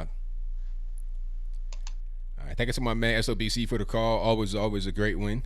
And I got some more super chats in here I need to read. Thank you to Will Redding, who says, Nippin, change smoke detector battery. Yes, Nippin, if you hear the beeping in the background of your house, change the battery in the smoke detector. It's probably a 9-volt battery. Matter of fact, you're in UK. I'm not really sure what they have over there. The voltage is a little bit different, but definitely change that battery. Thank you to Mississippi Toothpick for the donation. Thank you to Zedochus King Sword, who says Brunei adopt Sharia. They can chop hands off now. And can't you also be stoned to death for homosexuality or something like that? But I digress. Let's get to my next and probably last call here. 702, you're line. I'm speaking to. Hey, how you doing tonight, ABL? Everything's great. How about yourself? I'm doing good. Hey, I was just you left off something about that voter fraud earlier. What about it? Well, where they don't check IDs? Well, I guess you go to the phone book and say, who am I going to be today?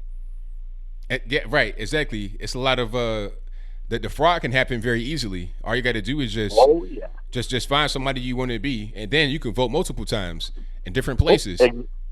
Exactly. You just get out, hit every poll in town, and vote. That's right, 100%. And then people that have passed away, you can look, just go through the obituaries. Okay, Jill Jacobs died. Okay, today I'm Jill Jacobs. And matter of fact, since you can't assume my gender, I can be a full-grown male with a beard looking like Paul Bunyan, but I'm going to say my name is Jill Jacobs. And you can't check my ID, and you can't question me because who are you to tell me what my gender is? Right. And you could just do that. Exactly. Yep. That was about all I wanted to bring up, but hey, you have a great night, and it was a great show. All right, thank you for the call. Definitely appreciate you. Very good point about the whole voter fraud thing. You could say that you're whoever you want to be.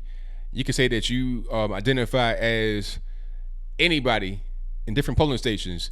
You don't have one of those skies or nothing. You can go in there just like this and be like, yeah, my name is Adam Johnson, Steve Smith, Jill Jacobs, Caitlyn Jenner. Whatever you want to call yourself, you can say that and then go vote. And then what they're going to do? That's what they want to do. You've seen people come out and confess that they do this. I voted multiple times, they say. In different places, they say. That's how people try. When the Democrats realize that they're losing and they don't have much leverage left, they do whatever they can to try to keep themselves relevant, including voter fraud, outright voter fraud. It's pretty simple. Alrighty, so that'll probably be a wrap for the show. Thank y'all for being here. Most certainly appreciate you. Again, this Saturday at 8 p.m., just the regular ABL live time, I'll have the interview with Dr. Shiva Ayyadurai, the inventor of email. Also, the real Indian guy who was up there running against Pocahontas for the U.S. Senate seat, Massachusetts. He'll be here live on the show, interviewing with yours truly. I have a post on a section of my YouTube page called Community. It's a picture of him, and I have a question. And the question says, what should I ask him during the interview? If you go to that particular post, you can put your question underneath. I'll pick some of those, not all of them, obviously, but some of them I'll pick, and I'll ask him during the actual live stream. It's also on my Facebook page. You can go over there and drop your question. And I'll also be reading the chat during the interview. So if you're there during the interview this Saturday, just in about 2-3 days, I may be able to read some questions and ask him the questions live. So that's going to be a good one.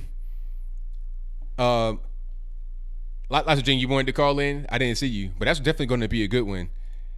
Hold on. Let me see if I can get you on. And what else I got? I think that's pretty much all I got for now. If I can get Liza Jean on, I will. I may do a video on a lesbian mayor, maybe. If it's enough there. You see, I don't want to do videos just for no reason. You know, I want to do videos that, that have substance. That's all. Okay. I think I don't know. I'm not getting any calls right now, so I'm gonna go ahead and wrap on up. Thank y'all for being here. Most certainly appreciate it. Again, this Saturday, 8 p.m., live on the channel, Dr. Shiva Ayyadurai, the inventor of email, and also the real Indian. He'll be here interviewing with me live. So ask your questions. Let me know what you think. It'll be live. You can ask whatever you want in the box. So that's all I got. Thank you to the moderators right quick before we roll on out. We have Close 99, Dan Larkin, Bye Bye, Cynthia Webb, Bill from the Hills, Liza Jean, Michelle A, Zero Cool, Ansel, 1961, Zealand Zen, Lucha Milo Shreves, Omar Adams, Zena Jones, Pia Reza, Nick Taylor, Mark Anthony, Catherine K, Hip Hop Independent, T-Pain, Friends, and Protocol. And who else? Is that it? Thank y'all for what you do all the time. Definitely appreciate you. I will see y'all this Saturday. And I'm sorry. I think the Skype is over right now. So if you're trying to get in, I'm sorry. Next time I get you in, I promise. I promise. But that's it for now. So until next time, y'all be safe. I'm out. And peace.